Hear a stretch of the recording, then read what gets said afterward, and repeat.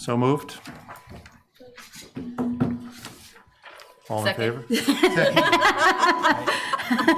We're off to a slow Joe made the motion, it's gotta be good. We're off to a slow start this year. Okay, thank you very much. And just before I open it to public comment, we didn't get a chance to do it last time. So welcome, Jill, to the Finance Committee. We're happy to thank have you. you. Happy to be here. And welcome back. Thank you. Chris, yeah. Now it's me Now too. you're doing it. All right. Any public comment before we start? You're ringing a little bit. I don't know. Oh, I'm if that's echoing? audible to anybody else, yeah. I Turn- don't know, turn the maybe head these up. two mics might be too Turn one off. I'll turn it off. Okay. Is that better? Yes. And we'll share. How's that? Good. Okay, no public comment, then we'll move right to the review and approval of minutes for December 12th. Motion to approve? Second? All in favor? Aye. Aye. Okay, and now we're on citizen warrant articles discussion. So I think we'll do as we did last time on the 12th. We'll just go through them one by one in order. And I would also suggest that if we can make a motion today, we can, but as usual, I mean, we typically discuss them a couple of times before we make our motion unless something's very, very clear and it's easy to do. So with that, I believe last time, A, the sewer district map change was taken off the warrant. Is that correct? That's what mine does Similarly, indicate. I don't think it's maybe off the warrant, but the proponent Yeah, it's a- sponsor asked us to give it a take no action. Yeah. Okay. I have it too. All right. All right, over to B. Brian Swain, Let's hold on a second. If that's the case, do we want to, Yeah, why don't we do why don't we that? Oh, just yeah. take, why don't we take Dispense no with it. action and dispense with it? And that way, we don't have to deal with it ever again. Good idea. perfect. Motion? Motion? Take no action. No, I can't make the motion. I'll make a motion to take no action. Thank you. Second. All in favor? Aye. Aye. A. The first one. Sewer district map change. It's for 154. Not, I think the proponent asked that it be withdrawn at the public hearing. On December 12th. So they can't really do that, as you know. Right. Right, no, they asked us to take no action.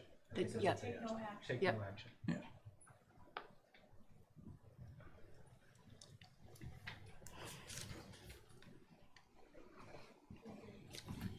Okay.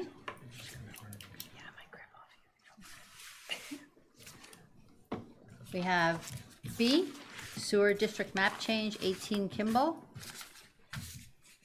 Is Mr. Swain here? No? Okay. It's up to the committee's pleasure if you want to discuss it or you want to wait until Mr. Kimball appears to discuss the citizens warrant article. Stephen? I think because it's a sewer map change, we can wait for the sewer commissioners to weigh in. Okay. Just know if it meets the checklist criteria. Okay, perfect. Wait on the city commissioners. Perfect. Letter C, Maria Zada, reestablish Parks and Rec Department. I think that's one that's going to take the presentation from the presenter for us to have any, Aye. cogent discussion on it. I agree. is there any history behind this? Like, did we used to have one and now we don't? Yeah. Maybe that's a question, Libby, for you.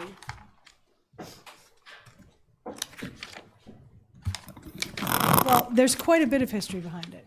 Yes, we did used to have a department. No, we don't have a standalone department anymore. It was absorbed into DPW in 2010-ish when we're coming off the economic downturn and we had to reorganize some of the town departments and deal with our budget.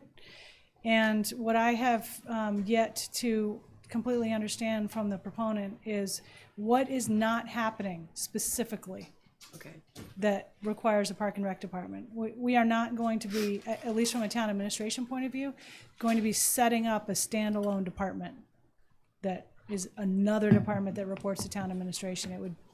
We're trying to bolster public works to have more availability for field and park maintenance. But what else is not happening?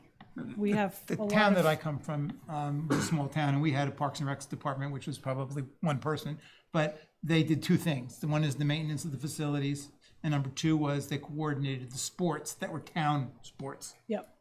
and that was it. The community school right now, we have an MOA with them, and they basically coordinate the use of all of the playing fields. So that activity is happening. And there are lots of, various agencies, groups, organizations that handle recreational activities all around the island, including the Nantucket Boys and Girls Club and camps and, you name it. Sidebar, I'm trying to get this final, but I'm hoping to provide the FinCom and the board with a little bit of a report from town administration on all the citizen articles and to provide you this type of information on them, but it's been quite hard to get to Okay, thank you, Libby. in the queue. Any other comments before we move on? Just as a, not a policy, but maybe an idea for, as we go through these, if now the second public hearing, Yeah. if we're not hearing from proponents and we feel like we can't make any recommendations without hearing from them, that we reach out to them. Right, Okay, So, she should probably come talk to us. Is this a public hearing, or is this just, I think Well, this, every meeting's a public hearing. no, I meant, but it's not the same as we had the last meeting where the proponents are coming in a public hearing to talk about their articles. This is just, never mind, I get you. no, maybe, No, that's a fair question, yeah, you're right, Jim. I mean, this is a meeting of the finance committee, we're discussing in public, but I don't think we're expecting anybody to show up and explain their article today. I think you're right. Technically, this isn't a public hearing, but at least as long as I've been here, the practice has been until we make our recommendations, the proponents do come to make their case at least once. Let me ask an ignorant question. How do they know to come? Besides reading it in the paper? We've invited them before. I know we invite specific warrants to come, or specific people to come, but how does anybody who, the 50 people that submitted here know that on next Thursday they should come to present to us? I think it's part of the application of the warrant submission process. You understand that these will be reviewed by either or planning board and the finance committee, and these are the dates. And you can show up at any one. They don't tell you the dates when you do the submission. They just say you may be asked questions by the finance committee. In my experience. so maybe for the next round of citizen warrant articles, we can amend the instructions to put the dates of when the reviews will be by the two committees, so that way people are in their packet, they see, by Yeah, the but way. based on when these are all due, I don't know if it's possible to do. I mean, we're still We did these- adjusting our schedule like right now. We did the meetings in June, because that's when, You're not gonna know the dates for that, but I'm just looking at recent history. We're going through a transition right now, but most recently, I believe it had been the chair of the FinCom who had notified citizens of when their articles might be talked about. So one thing you might wanna do, and I was thinking that that's one of the things we'd cover tomorrow, okay, is figure out, split up the articles, 53 articles into thirds or half or something like that. And just say, we're gonna be, if you send out an email to the sponsors to say, we're talking about your article specifically and we wanna ask you questions about it. Although that could also have happened at the public hearing that has already occurred on these dates. okay. So, but. I mean, that is one of the things that was raised to me this past week Yeah. from Deanne, that she wanted to know what night they were going to discuss and could we schedule it. And I said, scheduling 53 is unwieldy, and that we will look after this round to find a better way to make sure people can participate without spending 6 or 8 hours here. Yeah, so Yeah. that has come up on my email, in my email this week. So I think it's a sensible suggestion if we have 53, but this is such an unusual year with a number of citizen warrant articles and the change in chair in December. So, okay, And if there's a process, people should understand what the process is, and Yeah. I don't think they do. Yeah. okay. So what we're suggesting then for C is that we'll will reach out to Maria in particular on this particular article to come and explain to us more. Okay. Yeah, good. I would suggest that D is the same. Yes. Yes, okay. Isn't there, I have a question.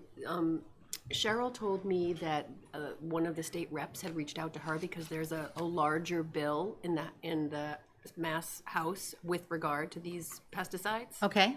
So I don't really know anything about that. Libby or Jason, do you guys know anything about that? Is this Roundup? The glyphosate is Roundup, but I guess there is a bill in the works that is a larger bill that would supersede this. Okay. That we should probably know something about. Yep.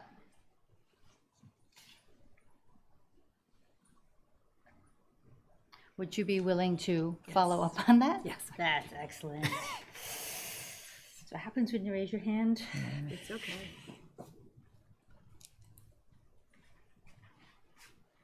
Okay.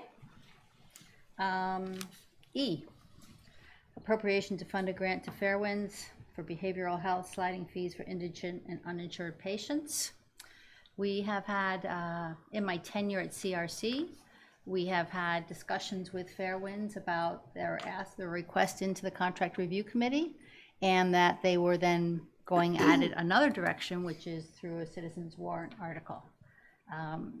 They have indicated to us that if they find funding somewhere else, they will drop down the amount of their request, or ask to drop down the amount of their request through the citizens warrant article, but we have nothing in writing at this point. And as you'll see, we have an agenda item on number 9, where Stephen will be taking the baton for CRC going forward. So, I think Tess would like the opportunity to come in and present to us if she didn't want to do it. yeah, I did run into her at one point, right around the time of the public hearing, and she missed that or something and wasn't aware of it, so. So, I mean, she's been through this before. Either of these proponents have been through this before. Are people just ignorant of the fact that we're meeting this week? I don't know that she's been through it from a citizen. Right. I believe they did. I mean, I believe Fairwinds has gone that route No, previously. they've I think maybe they've like repealed or protested a decision and it's going to be made, but you're right, it wasn't. It wasn't this process. Yeah, the finance committee had taken down the recommendations. This was before I was on the board, but as I recall, the finance committee had recommended a lower amount Than what they requested through the CRC, and they did get an amendment approved at town meeting, as I recall. Oh, that's where it got, okay. But I don't think they've been through this process. So Tess should be added to the list of invitees to come. And they may have an update for us, because I know they're actively looking for additional funding. So we're in the middle of that cycle, so she may have an update for us as well. Okay, So, just so that I understand this too, so she's asking for us to give her $128,000 that is outside of the money that she's gonna ask for from CRC. correct, So 2 separate asks. correct. Okay.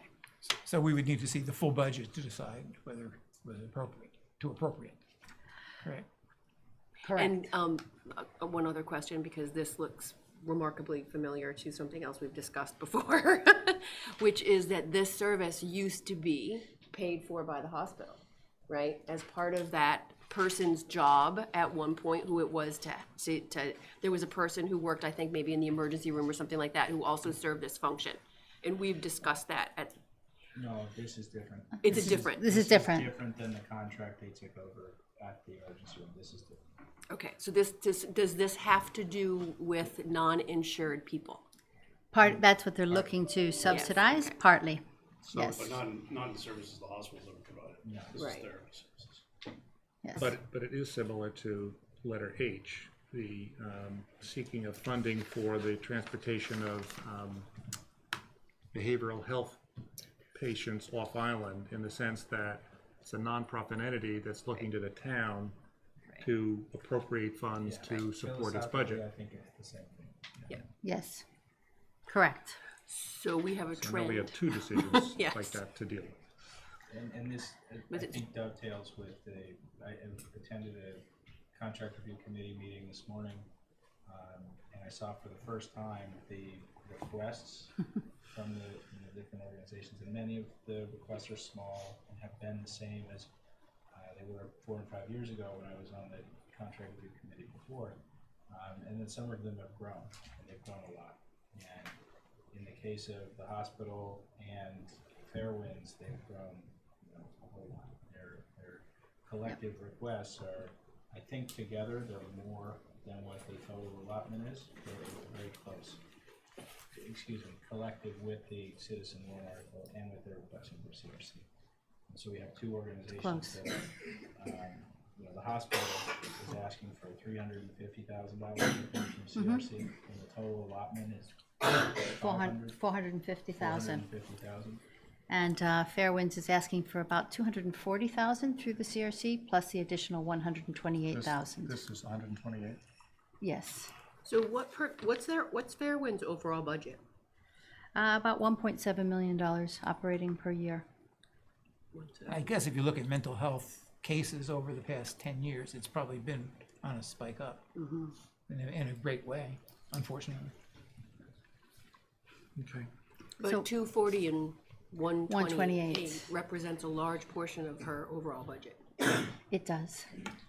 It does. And last year's request was about 130,000.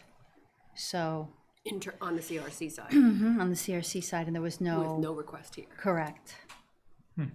So I think she's gonna have to come talk to us. She has to come, yeah. And also probably Chris Gagnier, the chair of the board. Right, because clearly the question is, what additional services is she providing with the increase? Right, because with the 128 plus the increase over what she's asked for on the CRC, it's like $250,000. Yes. I think that's part of the question, and then the other question is, are we in the business, is the town in the business of subsidizing any nonprofit, no matter what their Right. goal is, outside of the allotment that we make through the CRC process? Yeah, I mean, for example, this year's request, if you add in the ambulance and you add in, so anything health and human services related, you're looking at $1.2 million in requests. And the town is spending 450,000. So it begs the question, again, is the town, to Stephen's point, is the town in the business of funding these services through nonprofits? And I think the voters have to weigh in on that. So that's, yeah, that's where we are. Method to the madness of dividing them up so it doesn't look as big, when people are voting. I'm not sure that was the intention. I think the intention is they're losing money this year. So I think their intention was we need funding and we're going to ask everywhere we I don't can. dispute that. Yeah, Yes. so, Yeah, but I think that's why we want to talk to them to find out, why are they losing money? Are they just getting more uninsured patients? Are people not paying their bills who, what's really the reason and what's the process? Do they just take everybody no matter whether they can pay or not? good. All right, we'll ask Tess to come in. Perfect. Okay, so F will be the same as the other sewer district change, so we'll wait to hear the sewer commissions. Is that fine for everybody? Okay.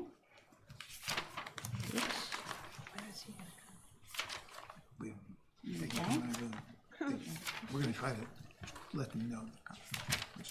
Number 7, prohibiting roundabouts near school.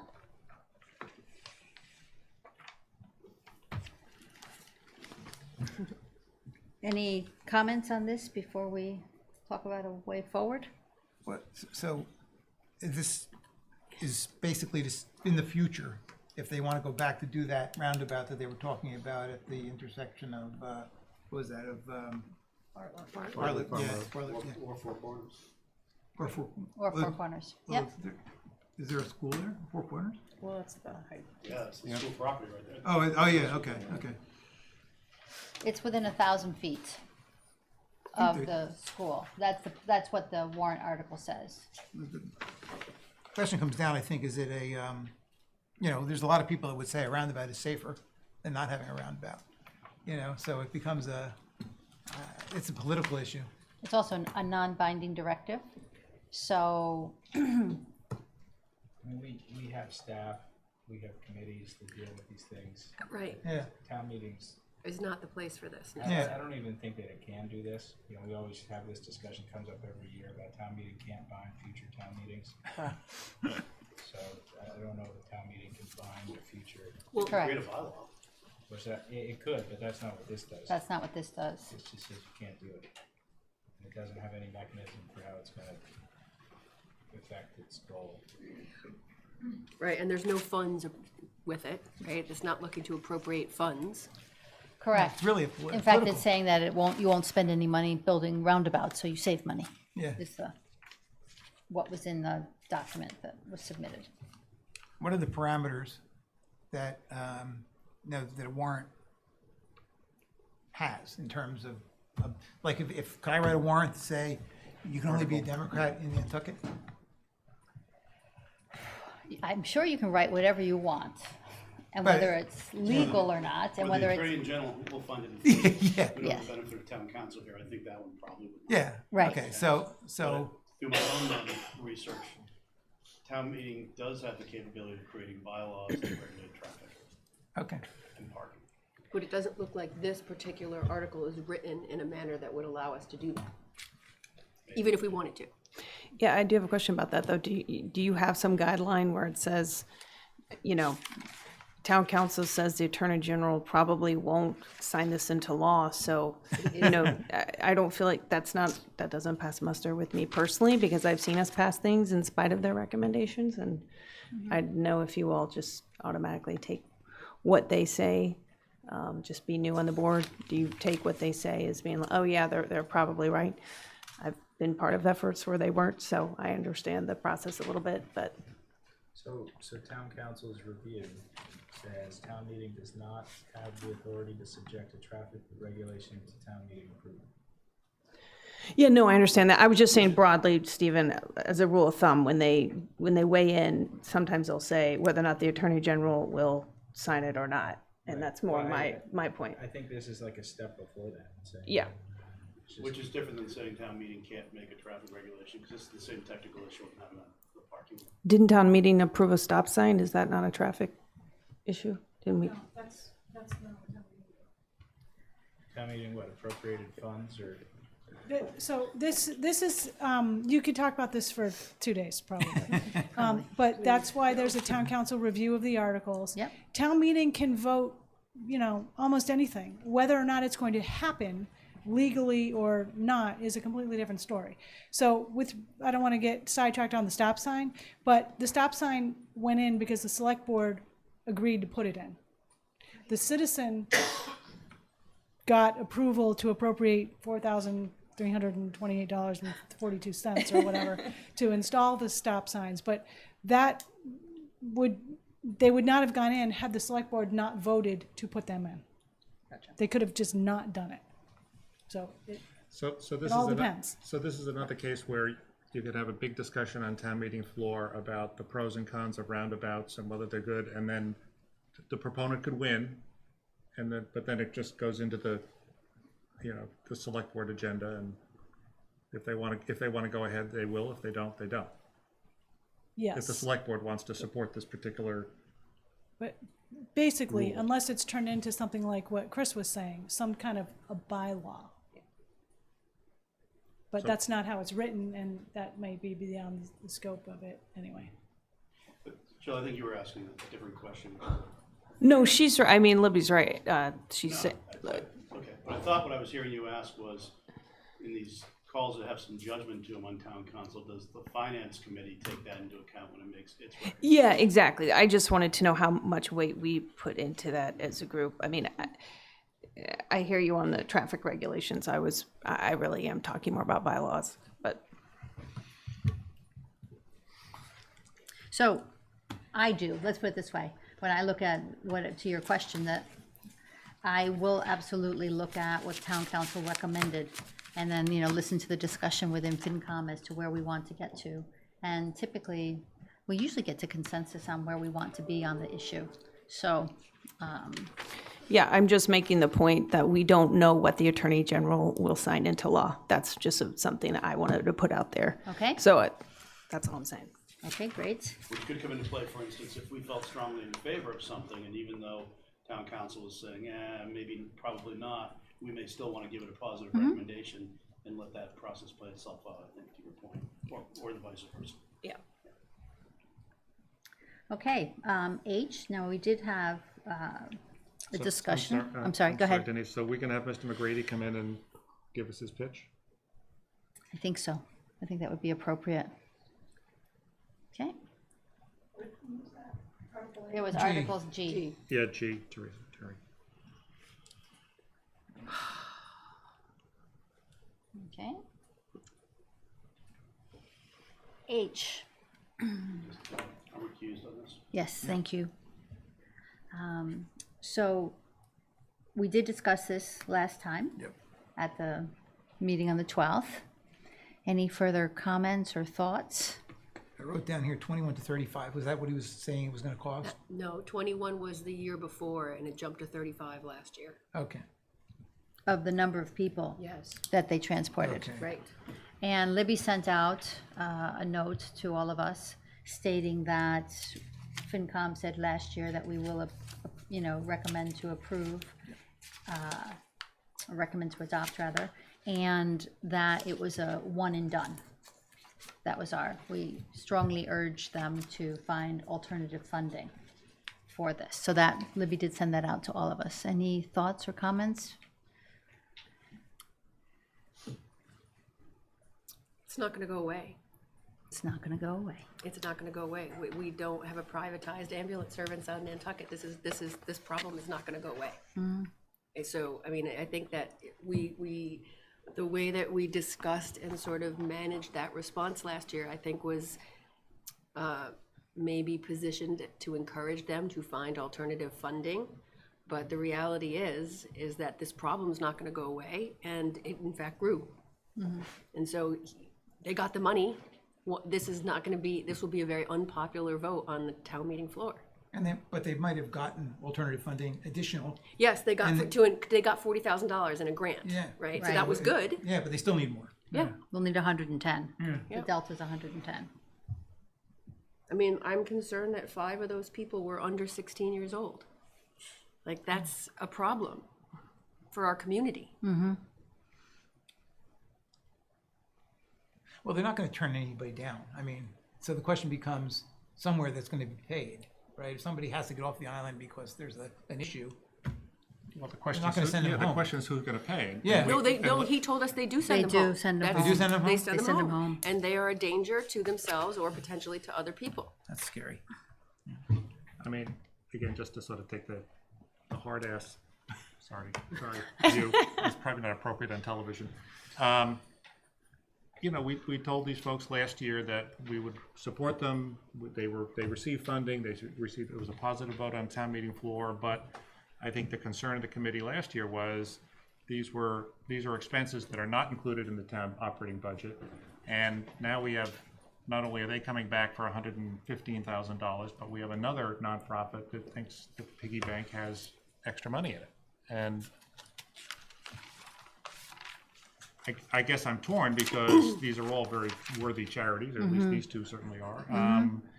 And you kind of know that on town meeting floor, the tide would probably run in their direction as it did last year. At least it seems to me it would. And yet, part of our charge is to watch the town's finances. And I'm not sure, inserting extra expenses into the budget is such a great idea.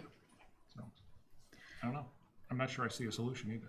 So Brian, my question is, let's say this all passes at town meeting floor. The 128 for Fair Winds, the 110,000 for the hospital or for the ambulance. Where does the money come from? Exactly. Yeah, There needs to be a funding source associated with it that's voted at town meeting.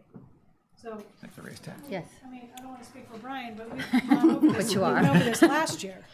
And that's why your vote on the ambulance thing was one time only. Right. There is free cash. Right. We don't recommend free cash for things like this, but I unless we're gonna cut a budget somewhere or do an override or I don't even know what.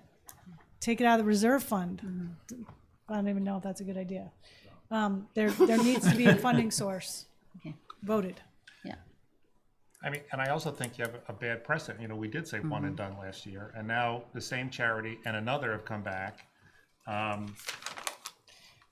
And not to go back in time, but I'm going to anyway. What's to prevent even more agencies next year from saying, oh, that's how you do it? You just go to town meeting and get more money, which is exactly why the contract review committee was established in the first place. And that was actually, Libby, we did have those discussions extensively at contract review up until, even including today. Well, that's interesting. that's So just that issue. it was set up to prevent charities from sort of making their sales pitch to town meeting. And to provide oversight, so they have quarterly reports that they have to submit about how they're spending their money. They have to say how they're spending their money. That horse left the barn a few years ago when several members of the select board encouraged one of the applicants to go to town floor to increase their allocation. You know, this is a problem that was in part caused by the town. I don't know how we stop it. It's difficult. You know, somebody needs to be the heavy and say this can't continue, but it can't continue.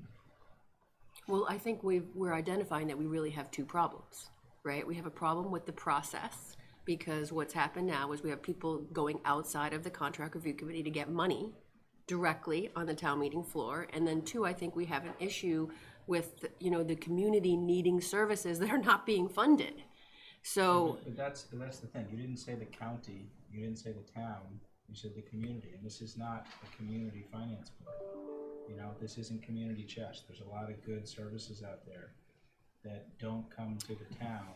but some of this is the result of living on an island, right? It I is. I don't mean, the know that that's privatization right, of the because ambulance island's is been around for a long time, and we haven't had this as a town expense. Well, I think the privatization of the ambulance is a perfect example, right? If we lived anywhere else, we wouldn't be having to fund this article. Anywhere else in the country, we would not be funding this article. There's a private ambulance service. That's who hires and takes and transports the people who need that help.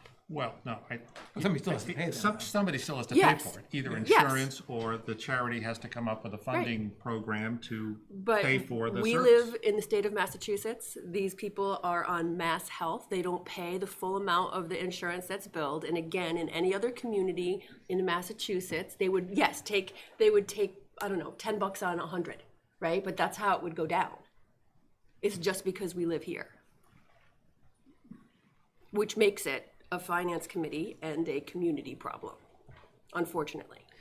Is there no, I assume the CRC, is that set up through a bylaw? Yeah. And does that have any weight to suggest that people can't come to town meeting to ask for money as a grant? No. This is the town meeting for whatever they want, Yeah, before we govern. yeah.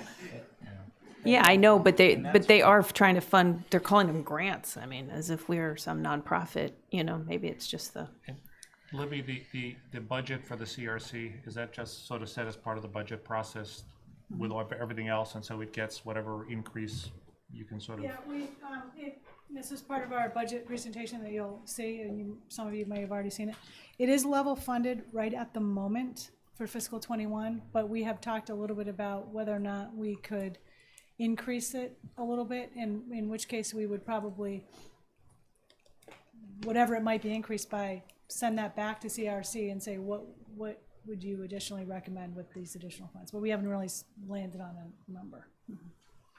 CRC did send a letter to the select board asking for an increase in funds. So that was one of the steps that we took. Of 200,000, was it? Yes, Yeah, so going from 450 to 650, which is so to try to, significant. you know, we're recognizing that there's a huge gap and recognizing that responsibly the town can't bridge that gap. However, also recognizing that we should ask, so. Is there any way to have a mechanism that would force the requests from, like this ambulance one and the one from Tess to go through to the contract review committee? Because it seems that one of the things we should try to do is to make sure that they're all coming from one direction to one fund and not doing this pick across the board kind of a thing. Well, that is the whole point of the CRC. That's what I but would- As has been pointed out, we can't force people to do that. Anybody can go to town meeting or anything. But somebody could go to town meeting and say they want to have not now, but at the next one, they want to have a citizens article that says that all sort of social service contracts have to go through the CRC. You couldn't do that either. It's a matter of policy, I would say. Not, You can defer to the CRC's recommendation. And we But typically do, I also right? think we're gonna have to come down on, what's that, on G, which one was it? Tess. On Tess, on E, and on H, I mean, we're gonna have to decide, are we gonna play the heavy and say no? Well, I have another question, probably more for Libby or Brian, for the, yeah, I mean, years past when things like this have passed, and maybe the select board doesn't authorize the money, maybe you can't find it, and isn't there a list of things like that that have been authorized and wasn't built or wasn't given the money, or, just, No. very often. I think with something like this, the funds would be appropriated and the board will vote it, but, it's political. Okay, so we'll ask Walter to come back, because he was here last time, and we'll ask him to come back, okay? Depends the way it's written, but yeah, they could decide not to spend money. Come on back, Chris. Okay, so Article I, Planning Board, Yeah. correct? We'll wait for Planning Board's recommendation. Article J, Sewer commissioners? Sewer Commissioners.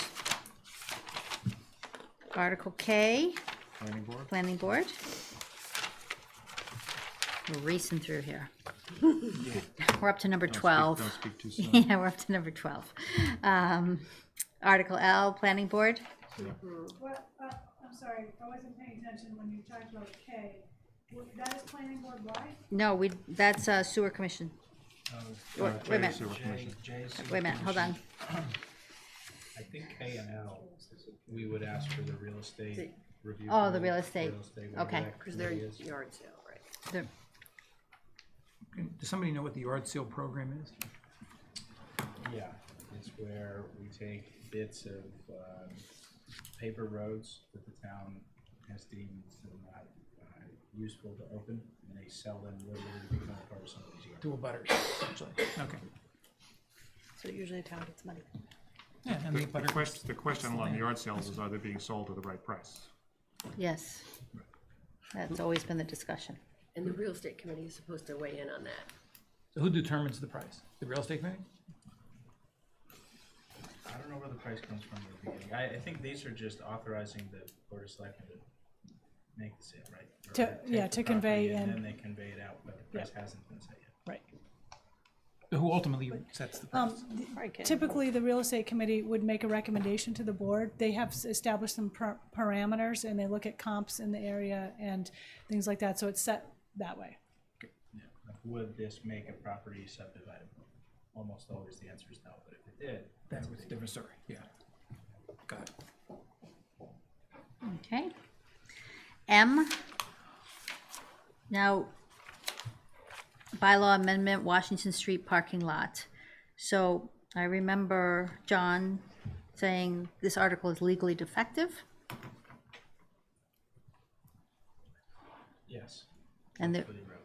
and there is no chance to amend it, so.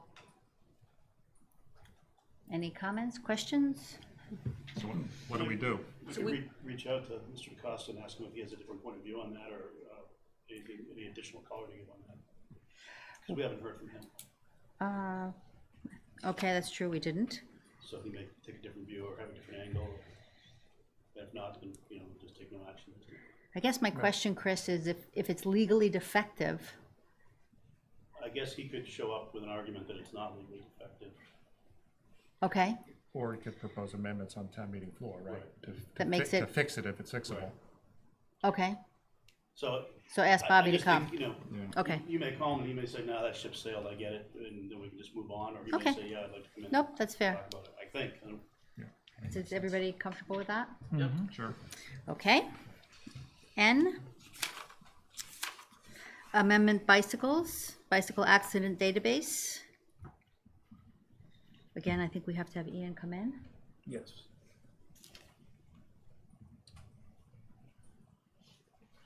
That's right, 'cause he talked about this last year, right? So for N, O, and P. He has to come, yeah. Okay. I hope I can read my writing later. Good thing we have Terry. He can't, I don't understand how he can propose the use of money from the motor vehicle tax. That doesn't work, right? No, okay. Right, so town council's comment in part says if the bylaw is approved, an appropriation at a future town meeting would be necessary. So this can get approved, but wouldn't be effective because it doesn't have any money. Right, which is kind of what we came up against last year, this whole business of what he wanted to do was gonna cost $80,000, and we weren't sure where the money was gonna come from. But it comes out of the DPW, isn't that correct? No, the first one is for the database of accidents. And then the second funding will be for all the stop signs at all the crossings. So Right, but his suggested, O. his place where he wants to get the money isn't legit. Correct. It's not available. But this is not gonna go away, right? Because this is the second time this has come to us. And people were supportive of this. The issue was the dollars and where the dollars were gonna come to and the amount of the stop signs. Yes. And it was also referred back to The bicycle committee. BPAC, yeah. Jason, has this been talked about at BPAC and gotten a positive recommendation? Yeah, we talked about it.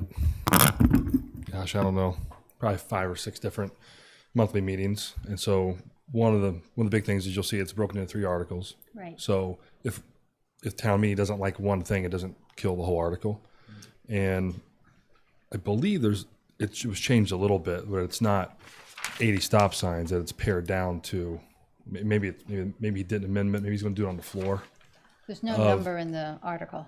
The BPAC suggested to go down to look at 10, 15, 17 major intersections that need to have, because they're all so different, to have stop signs for both. Stop signs just for the cars, stop signs just for the bikes, and to really look at it on a basis like that. That's more of what I think O is what we were looking at. And the database, I think, is a number. We don't know what we're going to need. We don't really know if we need an Nantucket data platform to come in and help and curate what the hospital has, what the police department has, what the state has, because they're all a little different and they're all layered differently. And so that's kind of, I don't know if that helps at all, but BPAC wanted to not come out and say stop signs for every driveway, because we can't. Not stop signs for every single private or public road that doesn't look like a public road. Just really go in and find the hot spots and the ones that are, say where, a hill comes down and there's an intersection of a bike path and a car, coming into a driveway, and look at those and pull back the foliage and almost look at an individual basis and not just blanketly say 100 stop signs at every driveway. I mean, no, I don't think we didn't want to do that. Nobody in town meeting is going to want to do that. This doesn't make sense. But I don't know if there's an amendment in there for There's that. No. Okay. It doesn't say the number. The number, for example, the 80, I remember from the discussion from last Right. year. Me too. So it's a long-winded answer, but that's what BPAC was suggesting and looked at. So BPAC is supportive of these articles in their current form, except that one of them may get pared down. Yes, very much. Yep. Or get a number associated with it to make it understand the feasibility of implementing it. And not just every driveway on Pulpus Road as an example. Right. And not to speak for Ian, but I know he's engaging a lawyer in Massachusetts that is going to help look through the legality of right-of-way on bike paths next to a state road, bike paths next to not a state road. Yeah. Because it's not black or white either way. No, it's not. And so we're trying to get more information for FinCom and for the public. Okay, thank you. I think the other thing we heard last year was from the police chief that said that he didn't think that having the database was something that was workable. Has that changed? No, I almost speak for Just Chief curious. Pittman. I think like they have their data.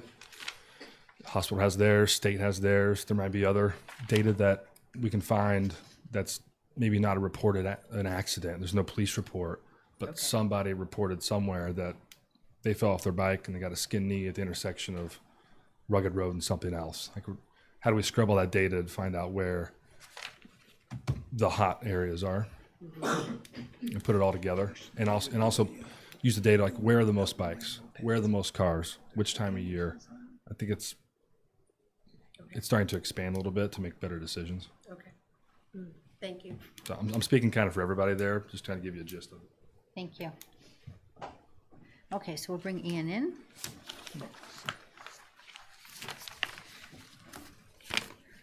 Article Q And are really. and R, exactly. Date for that, if Ken comes in. He did come in. Yeah, He did. yeah, we did have the discussion with Ken. Yeah, all the days are blending in together. Yeah, Chris. wait. So we did discuss it on the 12th, and He was first, I think. is further discussion needed?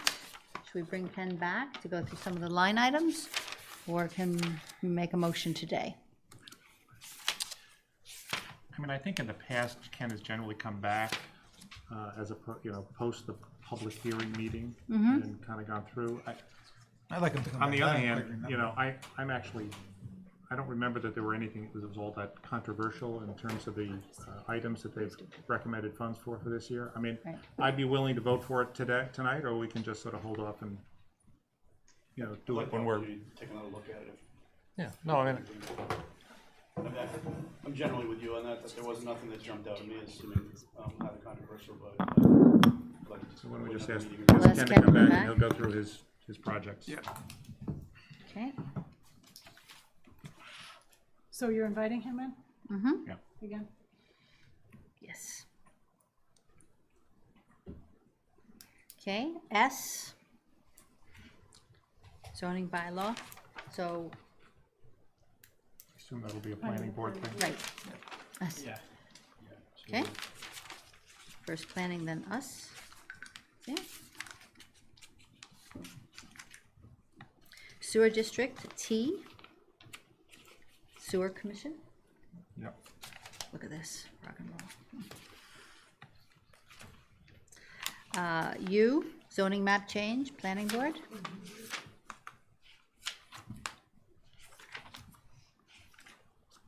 Okay, and Chris, you're about to step off again. Yeah, I'll recuse now, give an update if you should like one. Yes, we would like one. I would like one.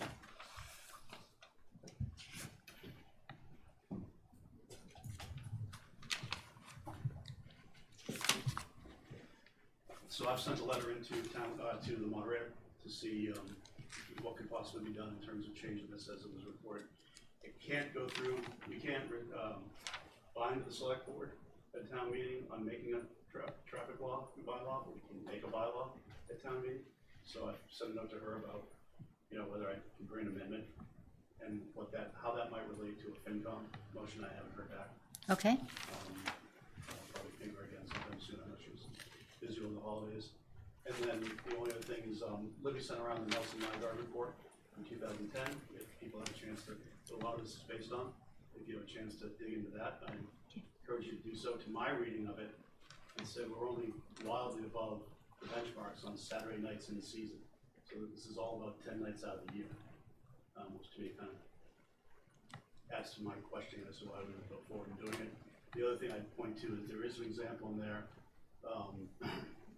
that select board member Fee referred to other towns who've done this. They didn't want to do it, but then it turned out to work very well. I'm not sure if this is the example he's talking about, but there is an example of that in the report, which is Park City.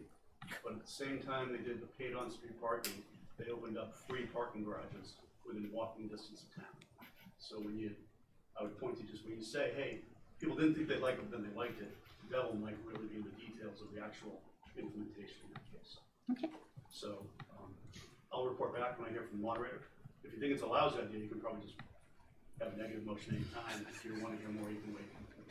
It's interesting, I haven't met a person who was in favor of it, so it's like, well, Matt Fee, well, other than the select board, yeah, some of the select board. yeah, okay. All right. So we'll postpone discussing it until Chris has more information. We'll invite Chris back. Chris, please Poor come back. guy, he's getting his exercise. He is. Okay. W, we did discuss at the open meeting in December. Mr. Barnes. And again, it's the town council legally defective, so it actually can't be implemented as written.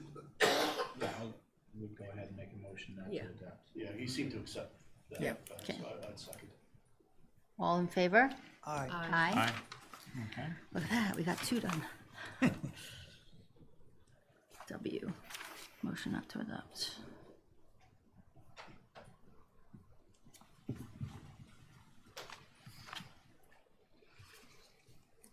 Okay. Zoning, X rather, so planning board. Yep. Paper roads, real estate, Yep. Y, sorry. Z, preservation of historically significant buildings. I think Mary needs to come in and speak to us. Would that be agreeable? Yep. No, okay, invite Mary.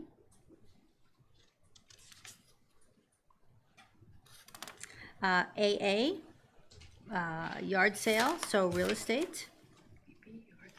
Yep.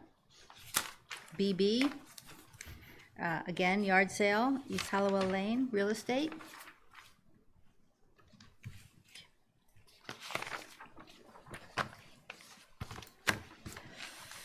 Yard sale for CC and DD, Yep. real estate.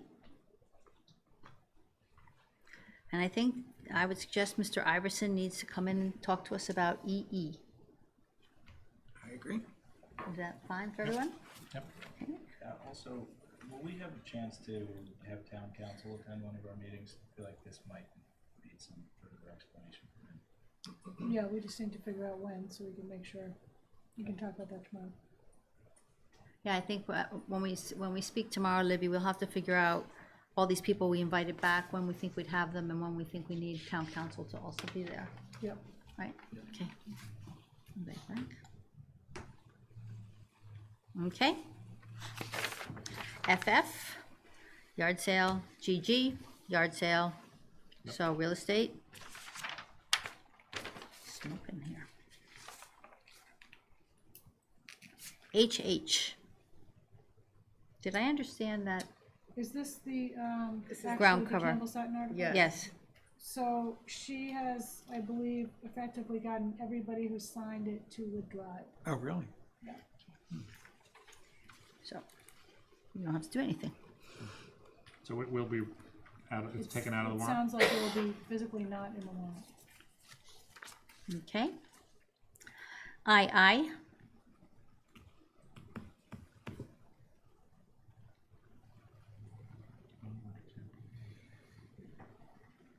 So, No, yeah, okay, with the right name on it, Carol Butler. this is also a Campbell Sutton article. Well, Carol Butler is the person who submitted it, first. so it has to be under her name. Is my 2 cents on that. Who's Campbell Sutton? Stop sign. Oh, okay. Shortly.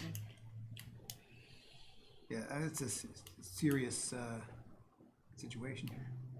I would appreciate having Peter as our representative to the, oh my gosh, my brain. Capital, thank you. Capital Committee. I would appreciate having Peter kind of weigh in on this, and he's not here with us today. So, so I'd like to hear from Peter, and any comments from FinCom? There's just maybe a comment, question for Libby. You don't know of any other, there's no other town that has not enacted this, right? Not that I'm aware of, no.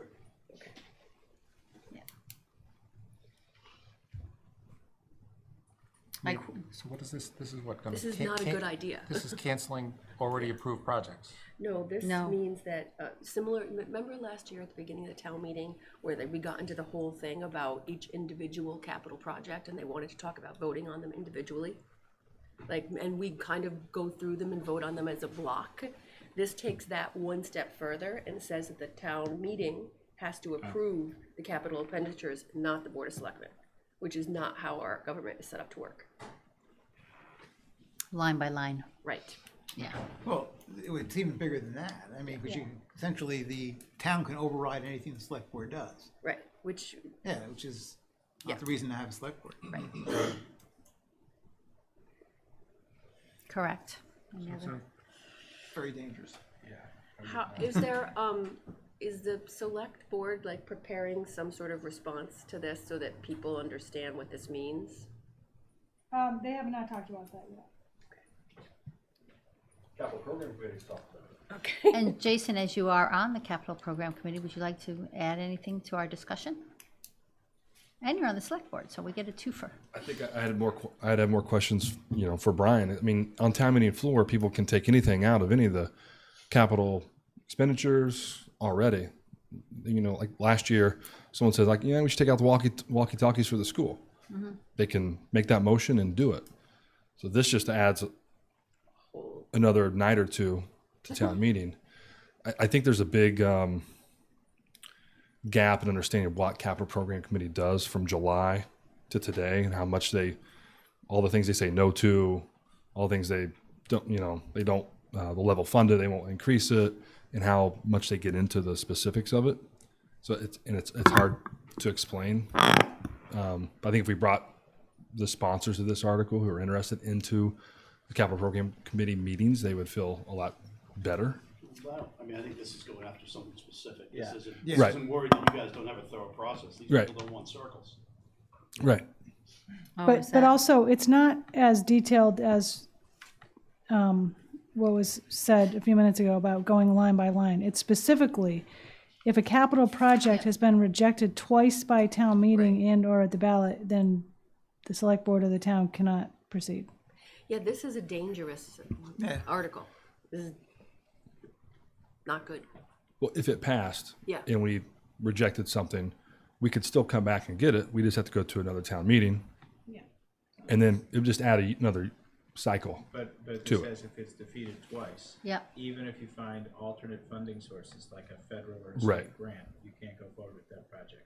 And it doesn't say for a certain number of years, it says forever. So Right. if you don't like a traffic circle or a rotary or whatever was planned for Fairgrounds and Old South Road, and it gets defeated one more time, the year 3000 can come. You will not get that traffic. Right. But it doesn't say the word forever. It says, you shall not proceed with the same or a substantially similar project, no matter what the funding source is, without the approval of town meeting. So it's a little So you confusing. just keep coming Town back. meeting could bring back your Right. 3050. Yeah, Right. 2050? Okay. So capital program So committee I doesn't guess like every it. year we can Yeah, just I'm- discuss the same thing. Sure. It undermines the whole purpose of voting for people to be on the select board. I think, Diminishes the responsibility. sorry. Yeah, and I think what they're trying to say is if it's gone to town meeting twice and you find the money somewhere else, you can't spend the money until town meeting has approved it, even though legally you probably could do that if it was a grant from somewhere, say. Unlikely that we would ever have a grant, well, I shouldn't say unlikely, but probably unlikely that we'd have a grant that large that would cover a project from start to finish. Like, if we're going to talk about roundabouts, Oh, like the, no roundabout has been rejected twice by town meeting and/or the ballot box so far. And the Bartlett Road one had funding approved for design already by town meeting and property acquisitions meant for a roundabout. So a lot of funds have already been expended and approved by town meeting for that project. So for now, we're not going to do that project. I think what they're saying is, but if the state said they would pay for it, you still have to go back to town meeting. That's what they that's want. that's how this is written. Right. Yeah. But really, what we go to town meeting for, what these articles, I should say, go to town meeting for is for appropriation of funds, not approval to do a Right. project. And what this wants Correct. is, we want to be able to approve your traffic planning, or whatever capital, because this is broader than just traffic. Yeah. It'll be for that, for now. We want to approve the spending of the money. Yeah. Well, they I want think the so. spending of the money to be a proxy for approval of the project. Should they come in? You're gonna have them in? Yes. Or, I Or don't, should we I don't just say support no? that either. I think we should take a vote. Yeah. Okay. Yeah. motion? I make a motion to not adopt this article. All in favor? Aye. Aye. Okay, Abstain. We got a couple of abstentions. Chris looks like he wants to have this discussion with the sponsor. But if it's still on the board not to, that's okay. And yeah, I mean, we're gonna That- be. that happened awfully I'd fast, be yeah. happy to. we went from a conversation about, not really sure what it meant to a negative motion. Yeah, quickly. Joe, you same, I'm sort of the Concerns? same way. It's like, I don't think I support it, but I thought we moved a little quickly to a vote personally. okay? Yeah, but can I just make the point that people aren't gonna come and talk about their article? This is. But they didn't know to come. Well, they need to come to the public last hearing, the meeting? first, the 12th. She could have come. She had I two have a hard articles. time proving anything, somebody can't come. No, I think in the 2 meetings we discussed articles, we've had 3 people show up, so, Right. yeah. That's not true. We've had a fair amount of people show up. Anyway, I would like to continue the discussion, so I'm gonna make a motion to reconsider. So I can do that. You're the one who Can I goes get a to do second on that. that? No, I no, didn't sure. make that motion. Okay, can I Second. get a second? I think I need somebody else who Affirmative voted, vote. Oh, who voted in the affirmative. Anybody else? No. We'll discuss it again. I'm not sure that's true, actually.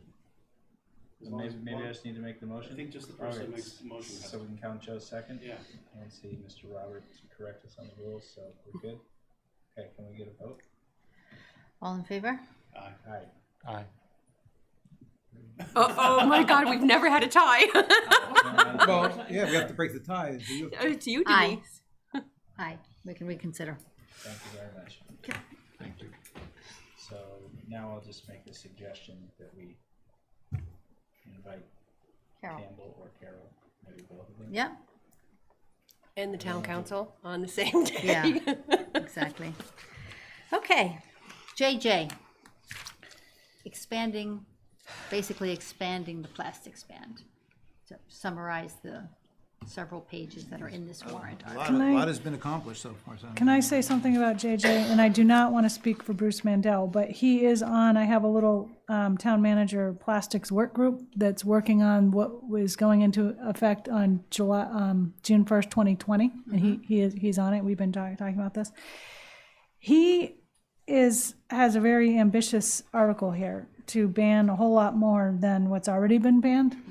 And he has asked me, this has not even gone to the board yet, but he's asked, would the board agree to basically put this in for him so that it's not a citizen article anymore? And we've had some preliminary discussion at our plastics work group about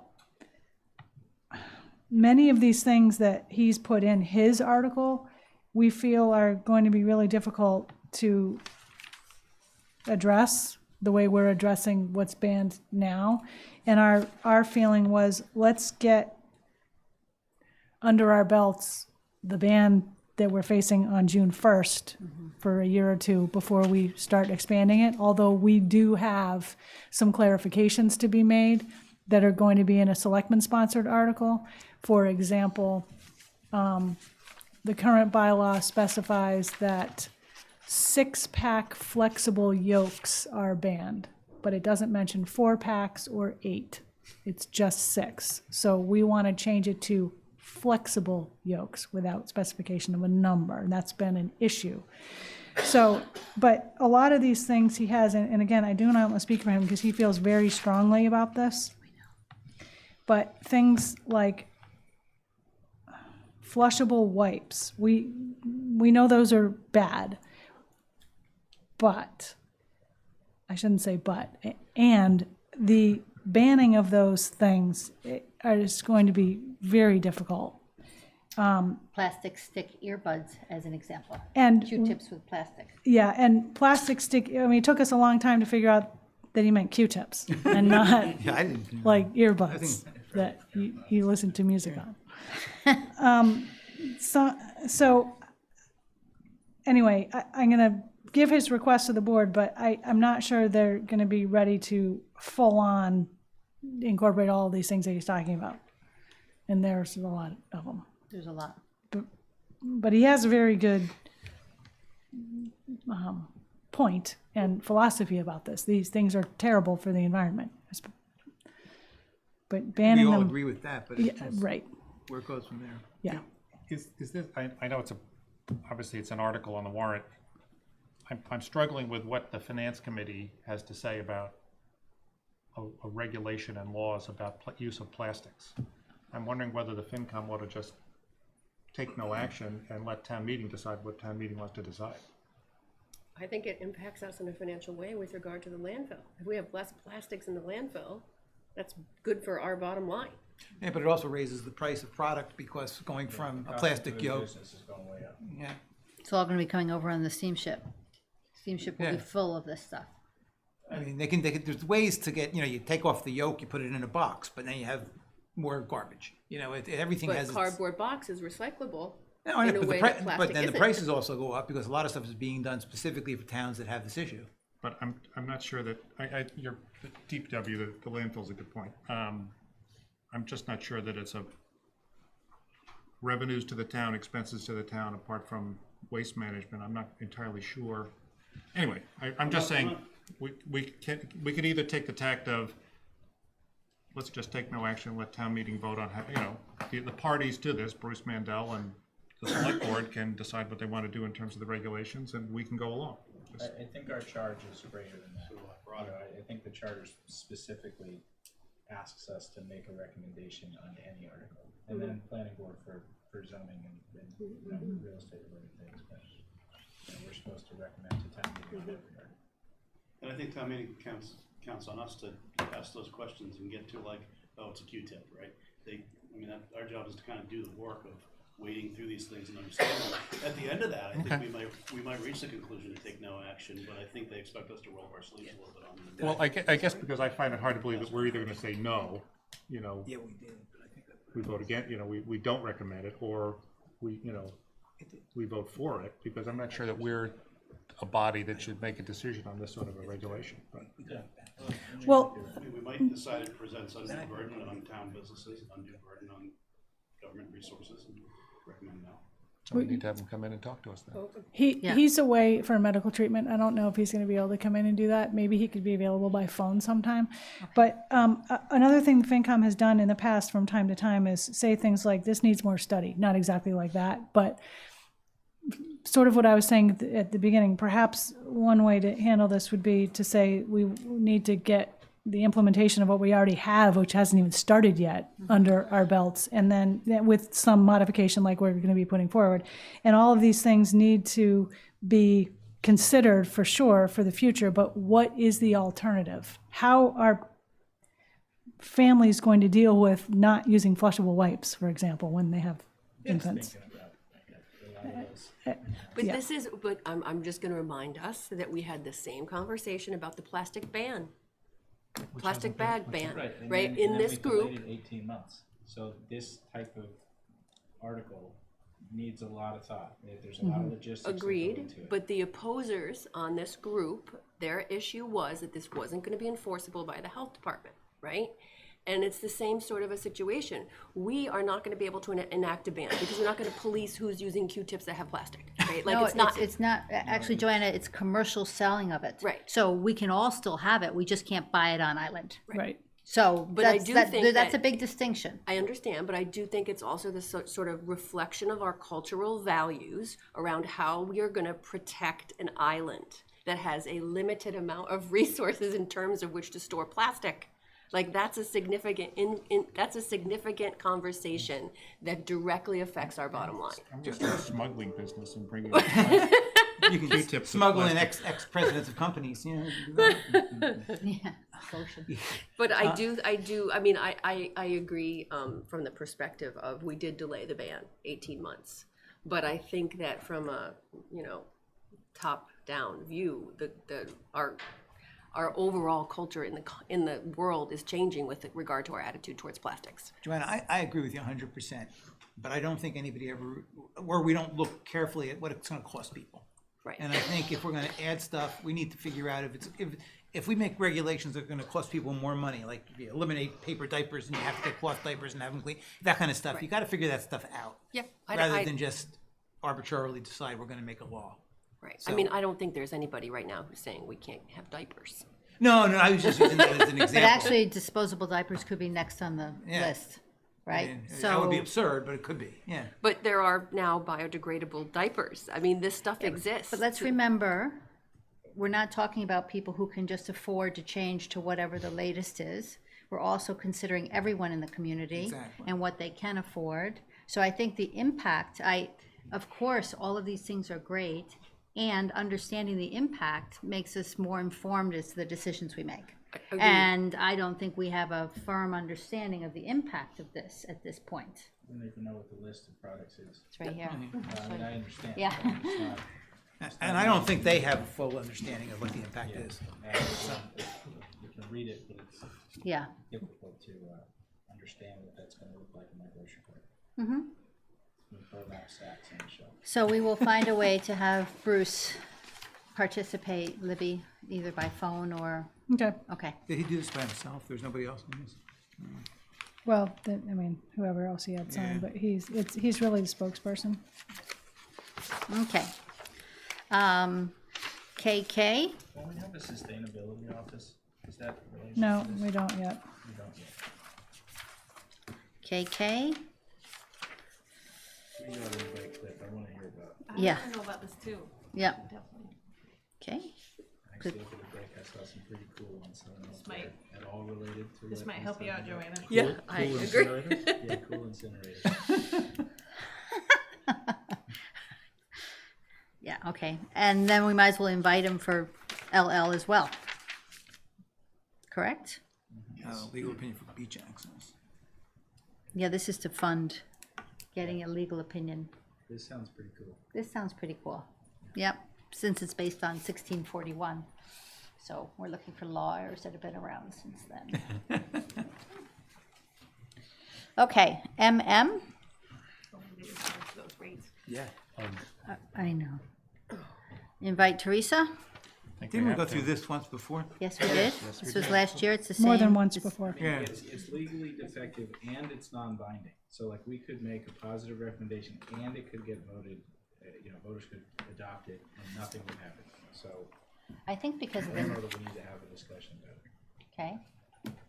okay, It kind of like is contrary to the whole, if we elect people to a position, then we say we can override them. It's just, it's a whole different situation. Right. It I mean, went to the I- town government study committee. They didn't like it.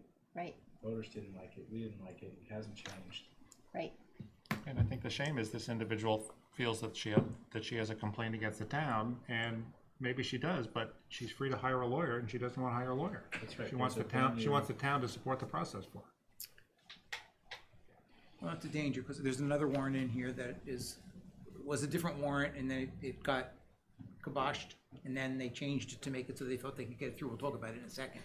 But it's dangerous.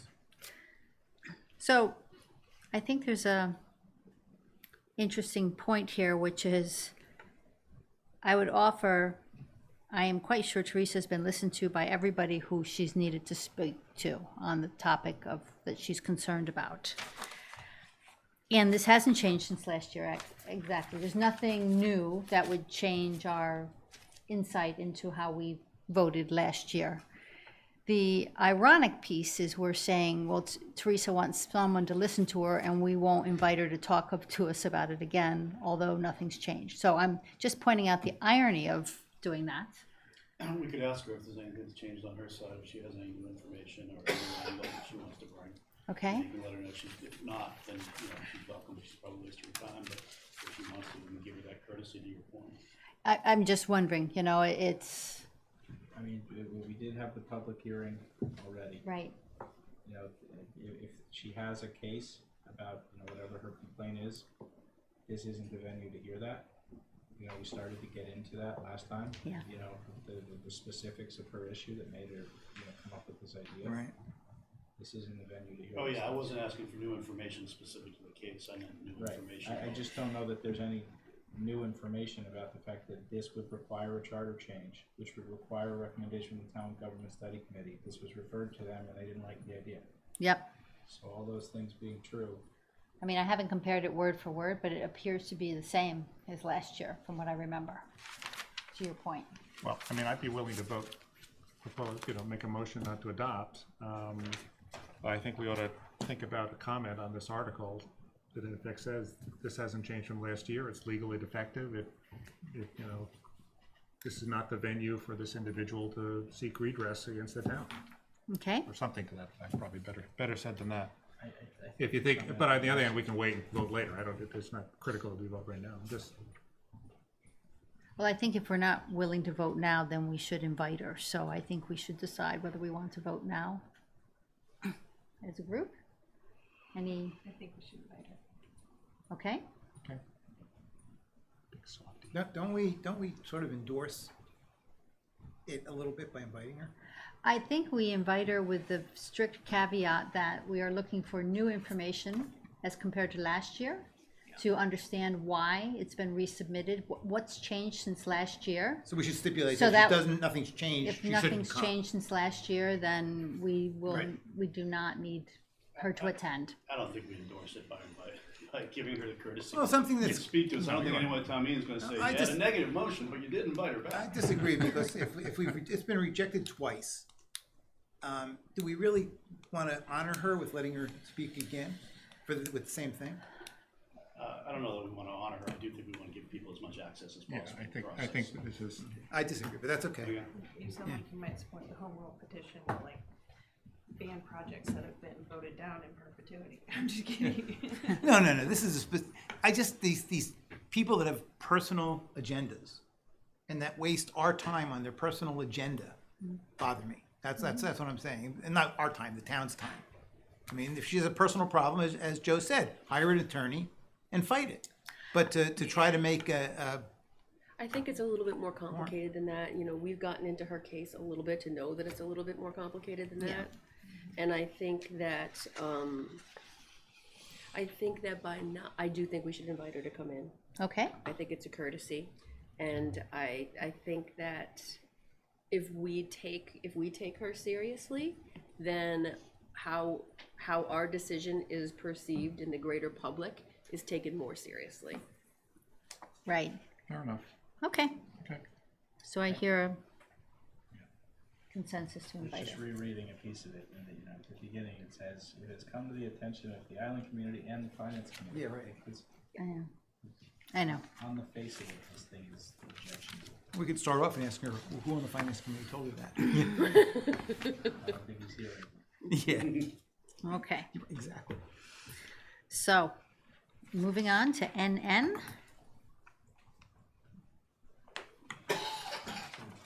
This is the delivery thing. Julia, I can see you.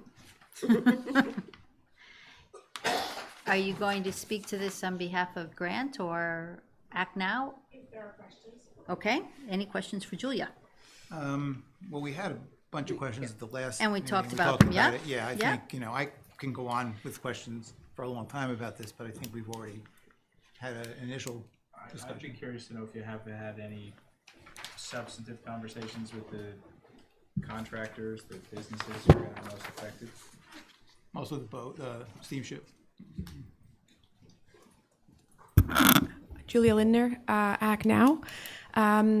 So we have had one focus group, and we have one plan for next week. With the holidays, it's a little slower to get people into a room, but we have, we're inviting some of the delivery companies. And yes, steamship conversation has to happen sort of ahead of that.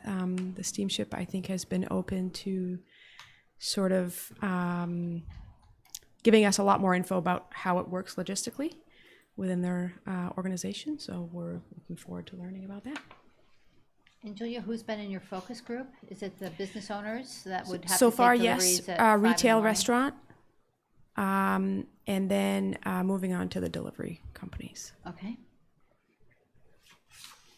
And will you be able to give us, at some point, a list of who was at your meetings?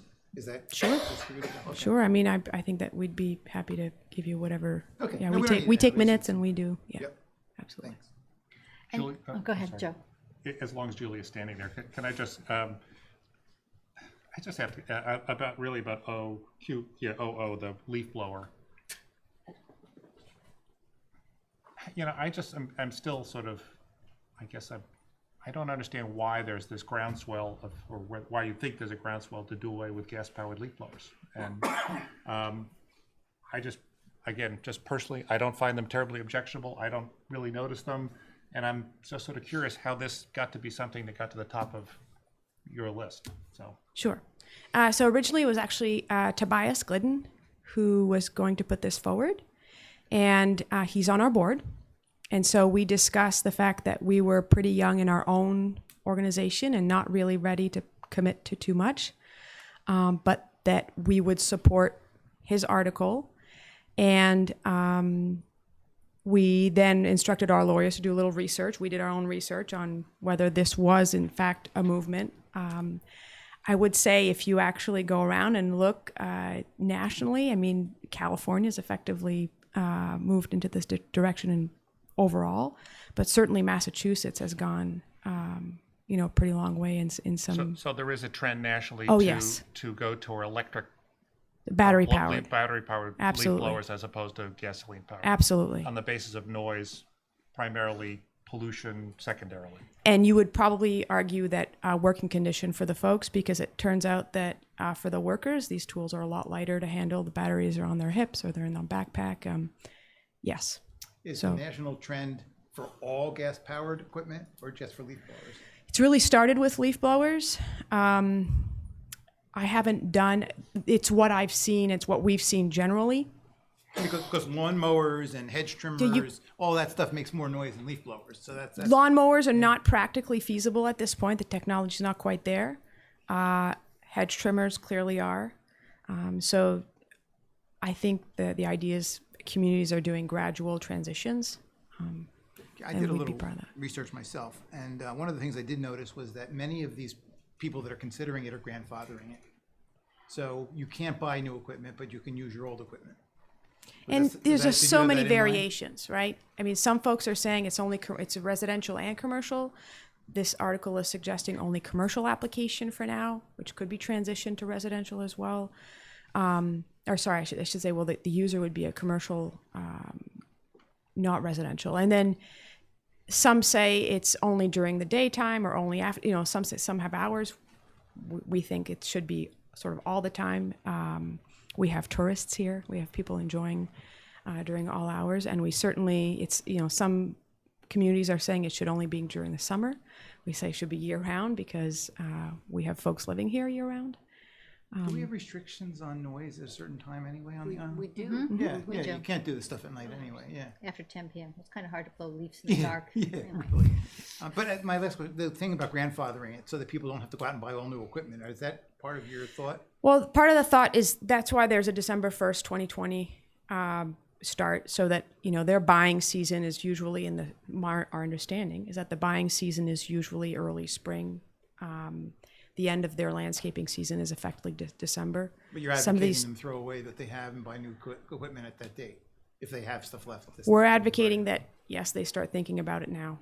And it's something that, we are in the middle of our outreach with landscapers, and we think there's a lot of existing support for this.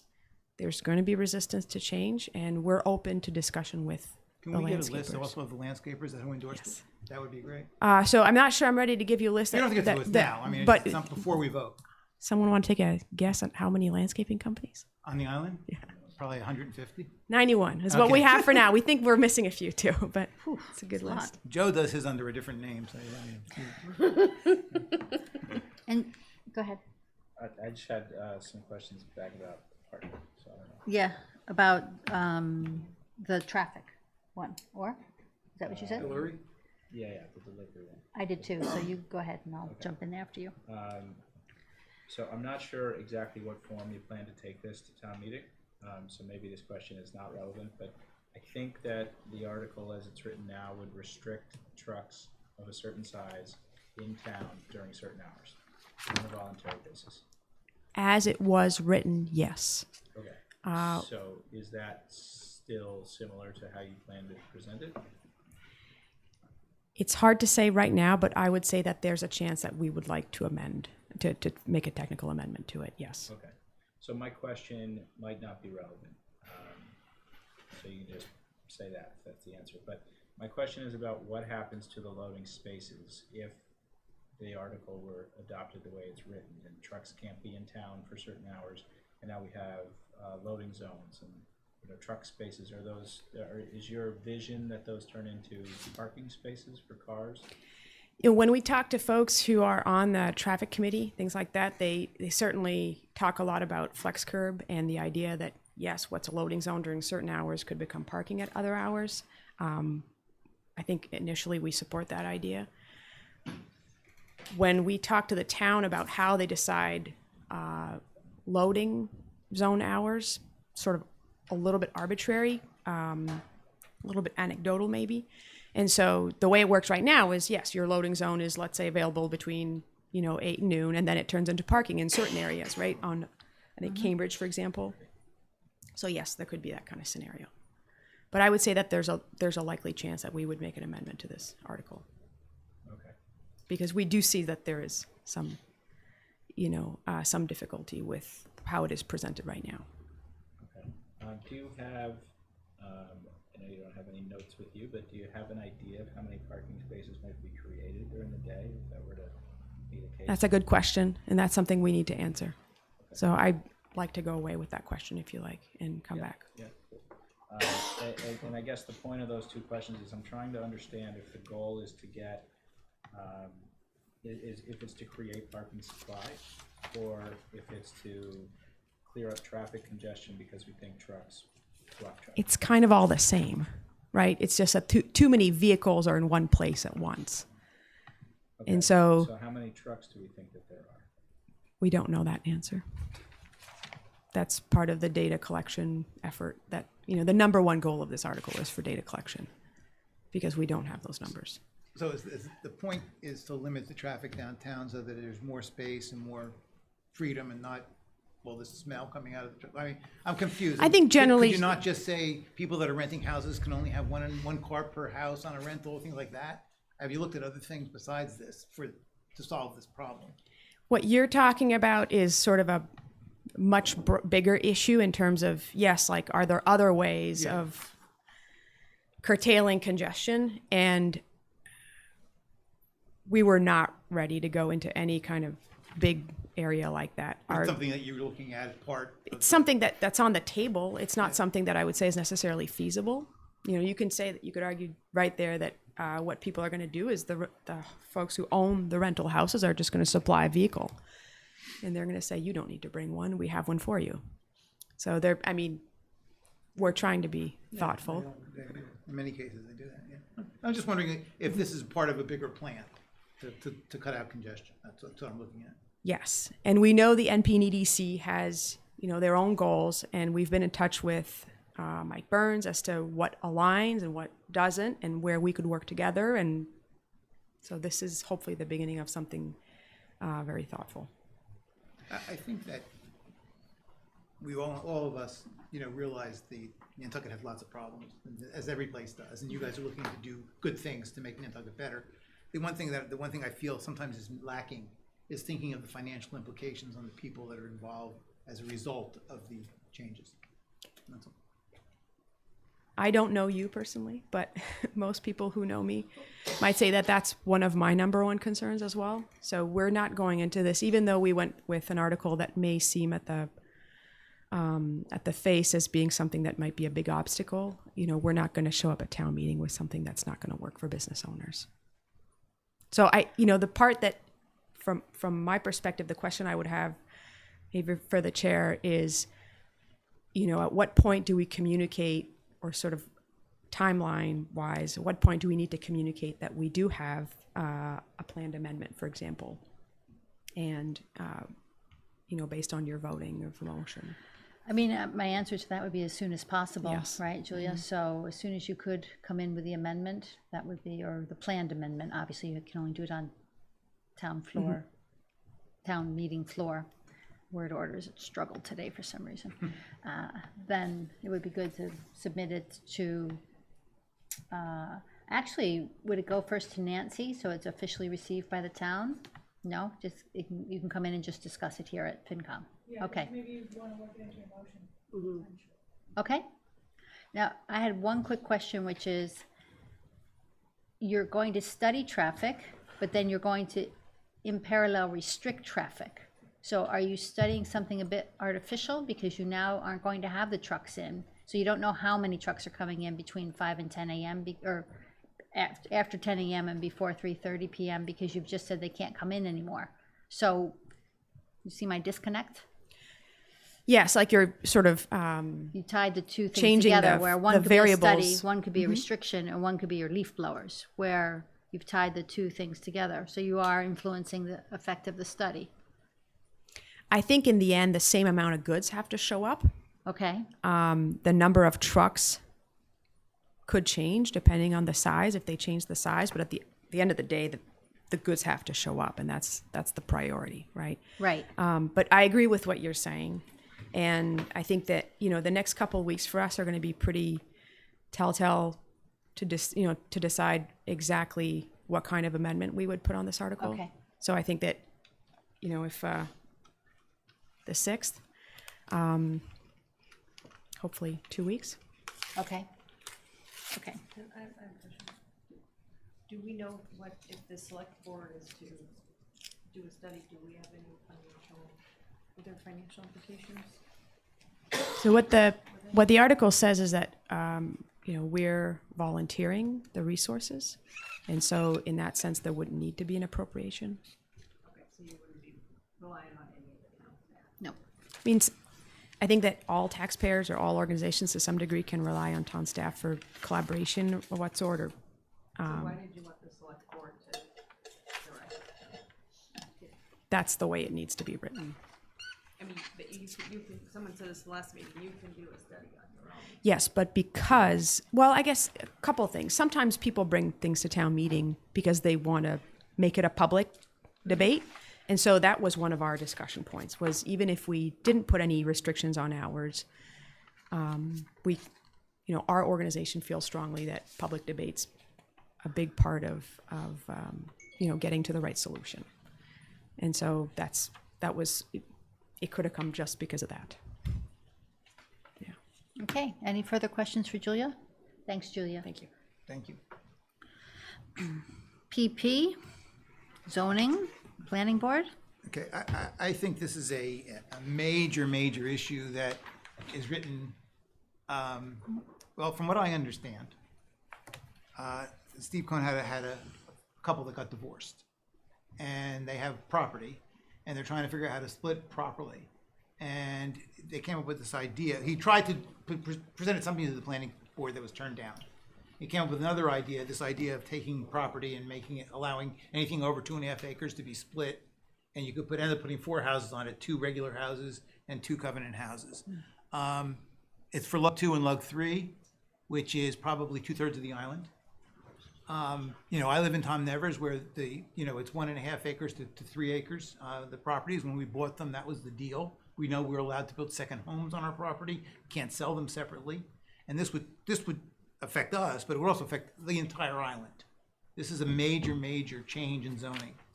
And I don't think, he comes and talks about it like it's, cotton candy. This is a serious thing that has to be discussed. So after the planning board discusses it, then we will have Stephen come back in and Correct. go through it with us. Okay, Can I just make a couple quick points? sure. One, ground cover doesn't change, so the total ground cover on the total piece of property, no matter how big it is the same. And you're limited to 1 dwelling on each of the lots that are being created. So right now, in Lug 2 and Lug 3, you have 3 potential dwellings. This would allow 4 potential dwellings, but the same total ground cover. And Lug 2 and Lug 3 is all septic. So your total number of bedrooms is going to be limited by the size of the lot. So it's not like you're creating 4 giant homes. You're creating 4 homes with the same aggregate size of the 1 house or 2 houses or 3 houses that you could have if this law doesn't pass. So do you feel like that's a subtle way of controlling density? increases density. Increases, but in a different kind of a way, because that's what Steve was getting at when he was here. That was one of his sales points. Let's, So I want to I understand. think the issue that Peter was, and I'm incensed about it as well, is this does not have anything to do with affordable housing. This has to do with a creative solution to a divorce situation, but it would have implications for the entire island. And you could, I could see where people, given the increased right to subdivide their property using this mechanism, it would be attractive to a lot of people. I think we have to think through that, so. It's not about affordable housing. Creating covenant houses does not meaningfully affect affordable housing on Nantucket. Covenant House now is 800,000. Right? Yeah. Steve, let me ask you a question. But there's a very limited supply. Yeah. No, I'm just saying, but they're not, you have to make a lot of money to afford It's not an $800,000 affordable house. housing solution. Yeah, they're not subsidized beyond that. Hang on. Yeah, I was. That's the maximum you can make it is 800,000. Yeah, but That's they're what I'm saying. not, Yeah. But there's none of them available. I mean, there's like No, 2 or there- 3 there a are. year. There are several available now that haven't sold, I'm quite sure. Is that true? Unless they sold over Christmas, Steve. The affordable housing issue on Nantucket is actually complex. You may have heard that. And in fact, 800,000. There are people for whom can't find affordable housing to get into an $800,000 home, $700,000 home as a path to home ownership. Who are at that?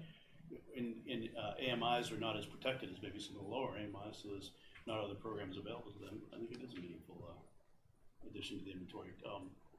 The covenant is I'm not going to Mr. no. Cohen's intent here, but I don't want to just leave it out there that covenant homes are not a valuable resource in terms of creating affordable housing for some people who otherwise have access. But I think if there's, right now, covenant homes that are not being bought, then I think it defeats it counteracts what you're saying.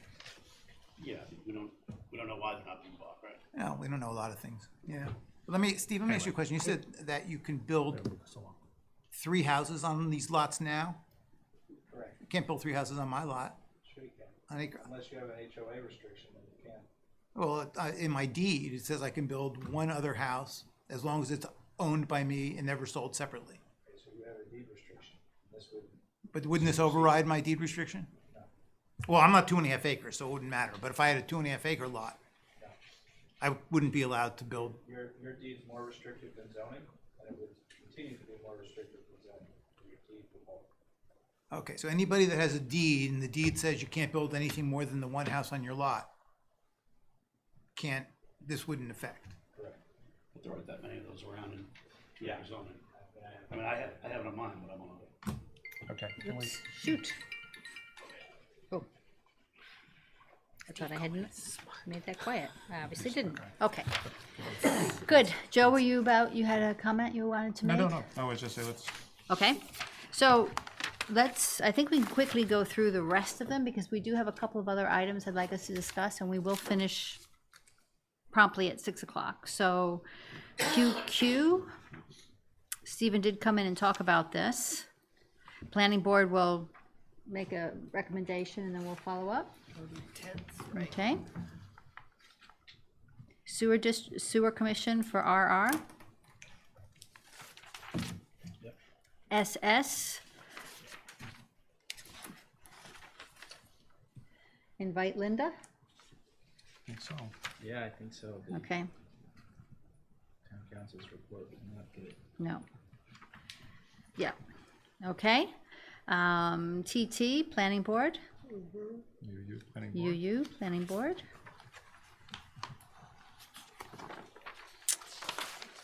VV, planning board.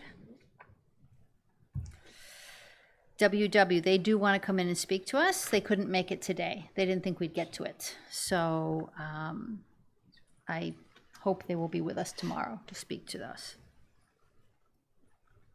Deanne and Spruce. And Rick also for XX. Right. Same. Okay. Bring in Andy for YY. The next 2. Yep, Yeah. and ZZ. He's for the last 3. 3, yeah. Okay. Thank you, everyone, for that. Our next agenda item is to talk about the December 16th Capcom meeting. And I think fundamentally, again, I wish Peter was here, but to talk about how, obviously it has to be going forward so that we can have a proper review of Capcom items versus, I apologize for missing it, but I understand I didn't miss much. No. Comments, suggestions? Just maybe share some information before the meeting. Yeah. That was an obscene amount of information to get dumped on you and then be asked to digest it. I mean, it was, I have good eyes, I don't wear glasses, but it was difficult to read those words and numbers. I mean, honestly, I don't know how anybody could do that and come up with meaningful questions. In Nobody did. 15 minutes, We right? had every town department head here, most of the FinCom, most of the Capcom. Nobody had anything to talk about. I mean, that was a complete waste of time from something that could have been helpful. Yes. And we would probably want to time stamp that, meaning you have to share at least 5 days before the meeting or 3 working days or something, because sharing it an hour before the meeting is also not helpful. Agreed. We probably have to specify. I mean, there was the presentation that was given to the select board a week or two before that had a more higher level kind of, I think had that been distributed or I watched used it. as a template for discussion, we probably could have had a little more conversation, but yeah, unfortunately, there wasn't a lot to say. But there was also no context for what they gave us, Right. right? So And in I think terms you did of, a good job of making that point. I mean, I would really like to see like some sort of status update on what the projects were and where they were from last year over this year. What got included from last year? Like, so if you requested it in FY20 and it didn't get in, and it got into FY20, like the order of the project order, right? Because we weren't, like, we know that there's something like $200 and something million in improvements that need to be made to the sewer over the next several years. But these requests were not in context with that other overarching request. Now, I understand that they're gonna get funded from different places, theoretically, or some of them maybe, but there's not a master document.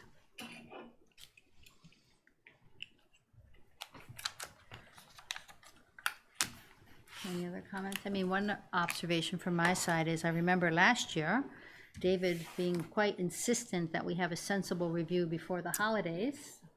And yet again, that boat has sailed without us being able to do it. So I guess, Libby, my question on this is, what is FinCom's ability to enforce deliverables by a certain time such that the review is sensible versus having to effectively rubber stamp things? Well, that is one of the reasons why we had tried to schedule some meetings with the chairs and the vice chairs of FinCom, Select Board, and Capcom throughout the fall Okay. and into the winter. And of course, with the transition, it didn't quite happen like that. So the idea is to keep things on track. The Capcom has been very ambitious with its completely overhauled review process. Right. And that has been very challenging for the departments to comply with. There's a massive amount of information that is requested and expected. So some of them, like DPW, I'm not throwing him under the bus or anything, but he has a lot of projects. He probably has more projects than any other department. And it's not just Public Works, it's Public Works Transportation, Public Works Facilities, Public Works Roads. And so they felt they weren't able to fully evaluate some of the projects because they didn't have all of the information. In the beginning of all this process, he lost his facility manager. So we didn't, who's putting all this together? There's one person putting all that together plus doing their job, which is massive in and of itself. So after town meeting last year, we had a bit of a conversation about this exact thing. FinCom doesn't want to see a report at the end of the process without having some preview along the way, which is why I had been giving the board, I gave them 2 or 3 updates. I think I invited you all to those meetings of 21, not prior years. But so people would have an understanding of what is coming up in the 21 report, and then there's a bunch of sort of unknowns that are on the horizon, perhaps. So that was also meant to help inform you. Unfortunately, it was very unfortunate that the information only got to you at the meeting the other day, so that is feedback I will carry back. I think they know that that was not really reasonable to expect the FinCom or even the select board to absorb all of that, being given it at the meeting. So that should be addressed. But I think it's not so much of enforcement over deadlines, it's maybe being more coordinated along the way as the Okay. process is proceeding, which of course is why you have a member of the FinCom on the CAPCOM who Correct. is theoretically supposed to be reporting back to you Mm-hmm. along the way.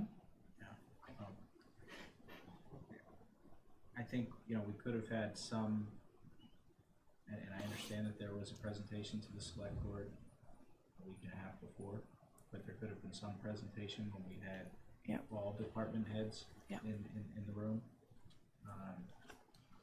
I mean, it was really frustrating to be there and know that we have everybody in the room who has all the answers about all the projects. And we And couldn't, we can't even talk about, does this FY21 plan at all line up with what we saw in the last 10-year forecast? Or what are the major exceptions? Or, you know, where are we seeing things working well and where are we seeing them not work well?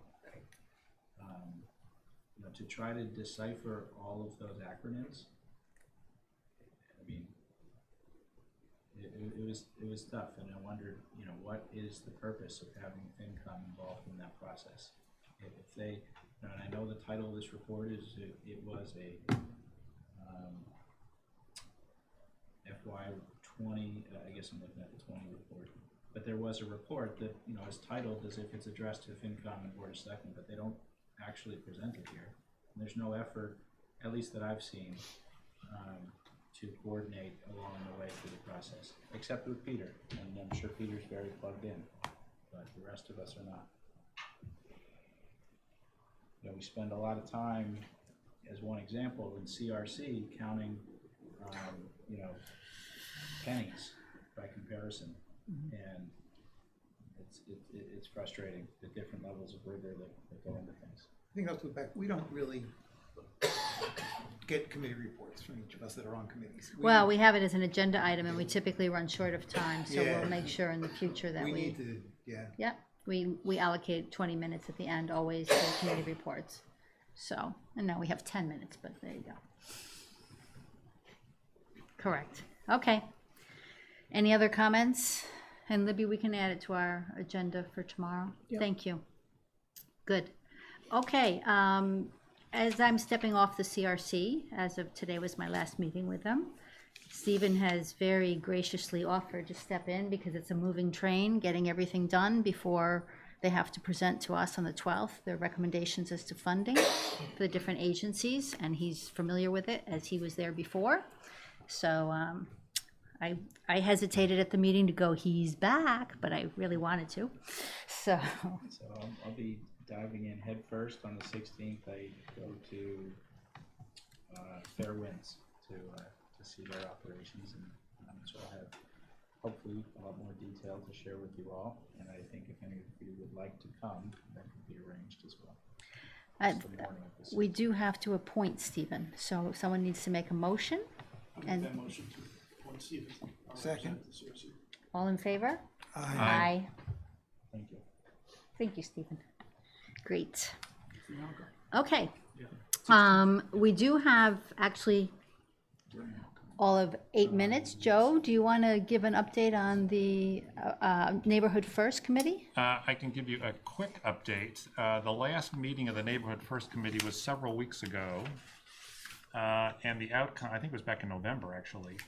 The outcome of several meetings of the Neighborhood First Committee was the production of 2 reports, which you can, I have copies of, but you can get them, I think, on the town website, or I can circulate them or give them to you, Denise. And Yeah, if you would, that'd be great. and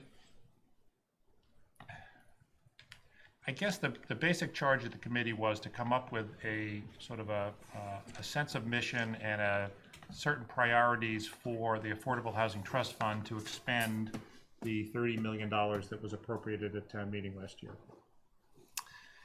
The basic gist of these two reports is the most efficient use of capital is to build new construction. The second most efficient use of capital is to buy down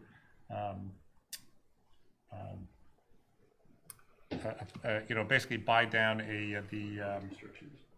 no, it's on I'm having a senior moment here, but basically to take commercial rental property and buy it down to an affordability buy downs. And the third most, the least efficient use of capital is buying existing rental properties at retail prices and converting them to affordable rentals, which you kind of knew in advance, but that's the gist of these reports. I think right now it sits with the Affordable Housing Trust Fund. There hasn't been a meeting of this particular group for a couple of weeks. I have really nothing current to report. I'll give these to Denise, or I'll get them to Denise, and you can circulate them to the Yep. FinCom. I will. Thank Can you, I, Joe. can I please add something? Yes. At the select board meeting this Wednesday, we are getting an update on the Neighborhood First program from Tucker, Okay. if anybody wants to come. I should add that because I think I went on this in like June, over the summer, there were actually 2 or 3 potential transactions that sort of drifted in and out. I know that Ken Bograin was involved in all of them with Tucker. That's made me think of it. I don't think any of them have moved along to, Execution. deals or execution. But there were various pieces of property or structures that were sort of bubbled up and looked at, and I'm not quite sure where Wasn't they there stand. $5 million from the year before that wasn't spent either? That's still, the Affordable Housing Trust Fund still has that money on its books too. So they really have $35 million to. So When look are- at when are the they problem. gonna 25 million, right? It's 25 million. They got We look 20 at- million. At got the 20, house, sorry. at the housing problem, and we have $35 million sitting in the bank, and we're doing nothing. Right, yeah, Yeah. this is not. 25, please. No, It was 35, 'cause 20. there was, No, it went from 10 to 20 and 20 5. on No. town meeting floor. it went to 20, and then there was another 5 million I that know. was given to another account, but for the same thing. And then there was another 5 or 10 million from the year before that was never spent. I No, don't think about the year Brian? before either, but it's 25. 2 20. articles, CPC for Yeah. 5 million, But wasn't there money allocated the year before? not that substantial, no. No, 5 million, no? No. no. Okay. I mean, there was something. I think it's- There was something, it I was don't- more than Yeah. 1 million. It wasn't that. No. When are they coming? So, Joe, Yeah. your charge, as your group's charge, I thought, was to come up with criteria for how to spend this money. Right, and the way that the most active people on the committee perceived that was to write these 2 reports, which basically said buying things is the best use of the money, buying down affordability restrictions would be, Building is, building, I'm sorry, you're right. De novo construction, buy downs, and then, the initial charge of the article, i.e. buying existing properties and converting them, is the least efficient use of capital, which I guess So, understood. so your group determined that despite the fact that this neighborhood, what was the name of it? Yeah, it was Neighborhood and First. It was pitched as like this distributed housing model all over the island, cottages and houses and cottages. And now we've come back with the best thing to do is build new and. the Well, least and best Rick, thing to do is- yes, and Rick Atherton showed up at a couple of these meetings, as did Tobias and a few, the 2 proponents or the sponsors of the article, not particularly happy with the sort of direction of this report. It does not get into any specifics of how you identify the particular properties, how you go through a process of buying them, how the town would buy them. All of that is still kind of out there. Wow.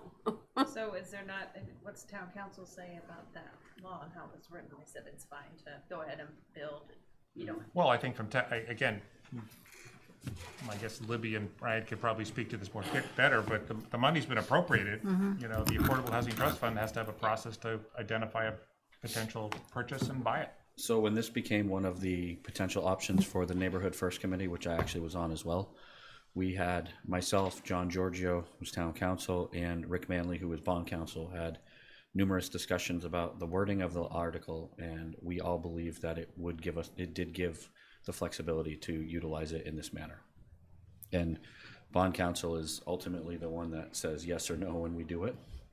If I attempted to borrow the money, so that's why we went directly to them, and they did indicate that it was within the parameters in their opinion. To build anew, right? Yes. To buy property Yes. and build Yes. structures on it. But Rick and Tobias didn't think that. They don't. I wasn't, to be honest with you, I wasn't at the meetings that they were at, so I don't know what their opinion is, but I that thought was- somebody said Tobias was okay with that potential tack, but I haven't heard. Well, That was wait. not his intent. It's not the tenor of the discussions we had No. here. No, It wasn't not the at all. warrant, it was a different warrant. Not at all. Well, that's sort of what's happening, I think, is there's, again, I wasn't at all the meetings either, so this is sort of hearsay, I guess, but my understanding is that Rick Atherton and Tobias aren't particularly happy with this kind of report saying, you know, the most efficient use is to build new property or build new buildings. They would like to sort of swing things back towards what the article purported to do, I think, even though many of us, again, I'm just speaking subjectively, I thought it was a dumb idea. So Part of the discussion we had was this isn't the cheapest way to do things, and it's And still we- what people wanted to do. Right. And that was part of the discussion. Yes. This is not the cheapest way to do it. Right. And people said, but we want it anyway. And now we're saying, yeah, but. Right. and my observation about Rick and Tobias not happy with where it is, then they should have been on Neighborhood First and helped steer it rather than stepping off. So again, it's hard to steer the boat from the land. It's, I mean, we spent so much time at our group talking about the worry we had know. about that people rushing out and buying houses and doing it too quickly, and here we are a year later, and we didn't spend any money well, to solve. Yeah, but if you design build, it's gonna take a lot longer. than yeah, doing it well, something else. that's true. But if there's anything that, again, I think this committee discussed this as well. I mean, the expectation that they were going to identify and purchase 7 or 8 homes a year, Yeah. whatever it was, Yeah. in order to get them into a safe, or to contribute to the safe harbor issue with the shy list was a pipe dream. And just the last 8 months, I think, you know, I mean, Ken and Tucker, they're very busy. These properties have popped up. They go look at them, they evaluate them. All this takes a ton of time. I agree with that fully, but to discount the idea that was the impetus for passage of the article and say that is not how we're gonna spend the money, that to me, No, it didn't say that they weren't gonna do that. well, It the said that it least- was a Yeah, it's poor use of the funds, or less efficient use of the funds. Right, but how long, 4 years, 5 years, have we been talking to the Affordable Housing Committee about taking some kind of meaningful action? And nothing's happened. And now they have a ton of money and no plan. or they have the possibility of money. They don't have the money. Right. I just, This is because you all want to buy land and design buildings and build. yeah. well, I think I'd first like to make one thing clear. It's not I want to buy land. Brian is now in the The rental Neighborhood business. First Committee was set up to make a recommendation to the Affordable Housing Trust on the most, in their mind, the most effective way. To spend the money. I want to make sure that everybody understands, and we stress that because bond counsel said that it was his opinion in discussions with John Giorgio and myself that these other potential options fit within the parameter, doesn't mean that they're the only options that are going to occur. It just says that there's a more well-rounded way that this might be able to be done. And again, Neighborhood First was only set up to make recommendations to Affordable Housing Trust, and that's all we did. Okay. That was it. And I'm not going out and buying any land, so don't worry. But Good. you're building houses. Any other committee reports? No? Well, think I so. can talk about senior center, why don't we wait until tomorrow? Well, Wait till we'll save your committee Yeah, for tomorrow. that's How's it. that, Peter? So are we gonna have the Affordable Housing Trust come talk to us? Would everyone like Affordable Housing Trust to come talk to us? Yeah. I can, yeah. Or you can watch it on TV, or watch it afterwards. It's always taped. Boston in time.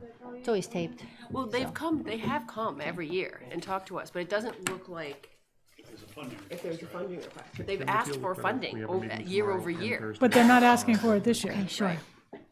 I'm Now- sure they'd be more than happy to come. I'm just thinking of people's time. Right, exactly. And especially in light of everything else that's going to take us to get through all of the warrants. And one last question, which I think is more than reasonable, which is we have a meeting tomorrow, and then we also have a meeting scheduled for Thursday. At this point, what's the thinking that, as to where we are? I mean, we've got a long way to go, but we've got to get people to show up. So are we keeping Thursday? Because Are it was we always better a, off with Thursday than tomorrow to get people to show up? I mean, no one's gonna be able to show up tomorrow. no, yeah, it's unlikely that we'll have anyone, well, we might have a couple people tomorrow. Well, I mean, and I can't be here tomorrow. I have to go to Boston, so, So do we want to defer till Thursday? Show of hands. You can proceed without me, but I can't be here Thursday. Okay, we can't proceed without you, Libby. You have all the answers. Brian Brian will have all the answers. Good. I'll try. I'm easy. I can be at both, so it's really up to group. Is there some idea that you know people are gonna come tomorrow? I know a couple, but I can also email them tonight saying we've postponed it to Thursday. And so for the two people who've reached out to me, I can tell them to come on. It's Rick Atherton and Deanne and Spruce Balkind. That, That could take a while. yeah, but also your agenda should really specify, it's better if it specifies specific articles. It's okay to say we're having a discussion about warrant articles, because that covers everything. It's Sure. just if you know you're gonna be so we can talk about that tomorrow too. Yep. I think you're covered for open meeting law purposes, probably. It's just better for the public to Who specify. notifies the people to come? We have to figure that out after this, because otherwise I've got like 30 people I gotta call. Yeah. Whose phone numbers I do not have. So, Email addresses for all of them. I'm sure we do. Yeah. Yeah. Okay, so, come on, folks. Tomorrow, yes or no? Thumbs up, On a thumbs down. Thursday, I can't come tomorrow, so. Okay, you're thumbs down, so that was easy. I'll be thumbs down too. I think Thursday makes more sense. Yeah, I was planning to be here, but if we, we're not gonna be taking action because we don't think people will be here to give us information beyond what we had today, then let's not make everybody come out. Okay, so we are canceling tomorrow. We will reconvene on Thursday. Do we need to Ally? update the meeting notice for Thursday? Because there are, some of the agenda items for tomorrow were specific about certain budget components, weren't they? Yes. Send Denise and Stephen an updated agenda to reflect the changes. It just has to be posted by noon tomorrow, correct, for It's Thursday? already posted Thursday's meeting, so it just needs to, it can get in there. Okay, perfect. All right, so Thank you all. what, Libby? Yeah, we'll still meet tomorrow. Sure. Do you want to just come to your office? Can we close this and we'll do motion to adjourn, somebody? Second?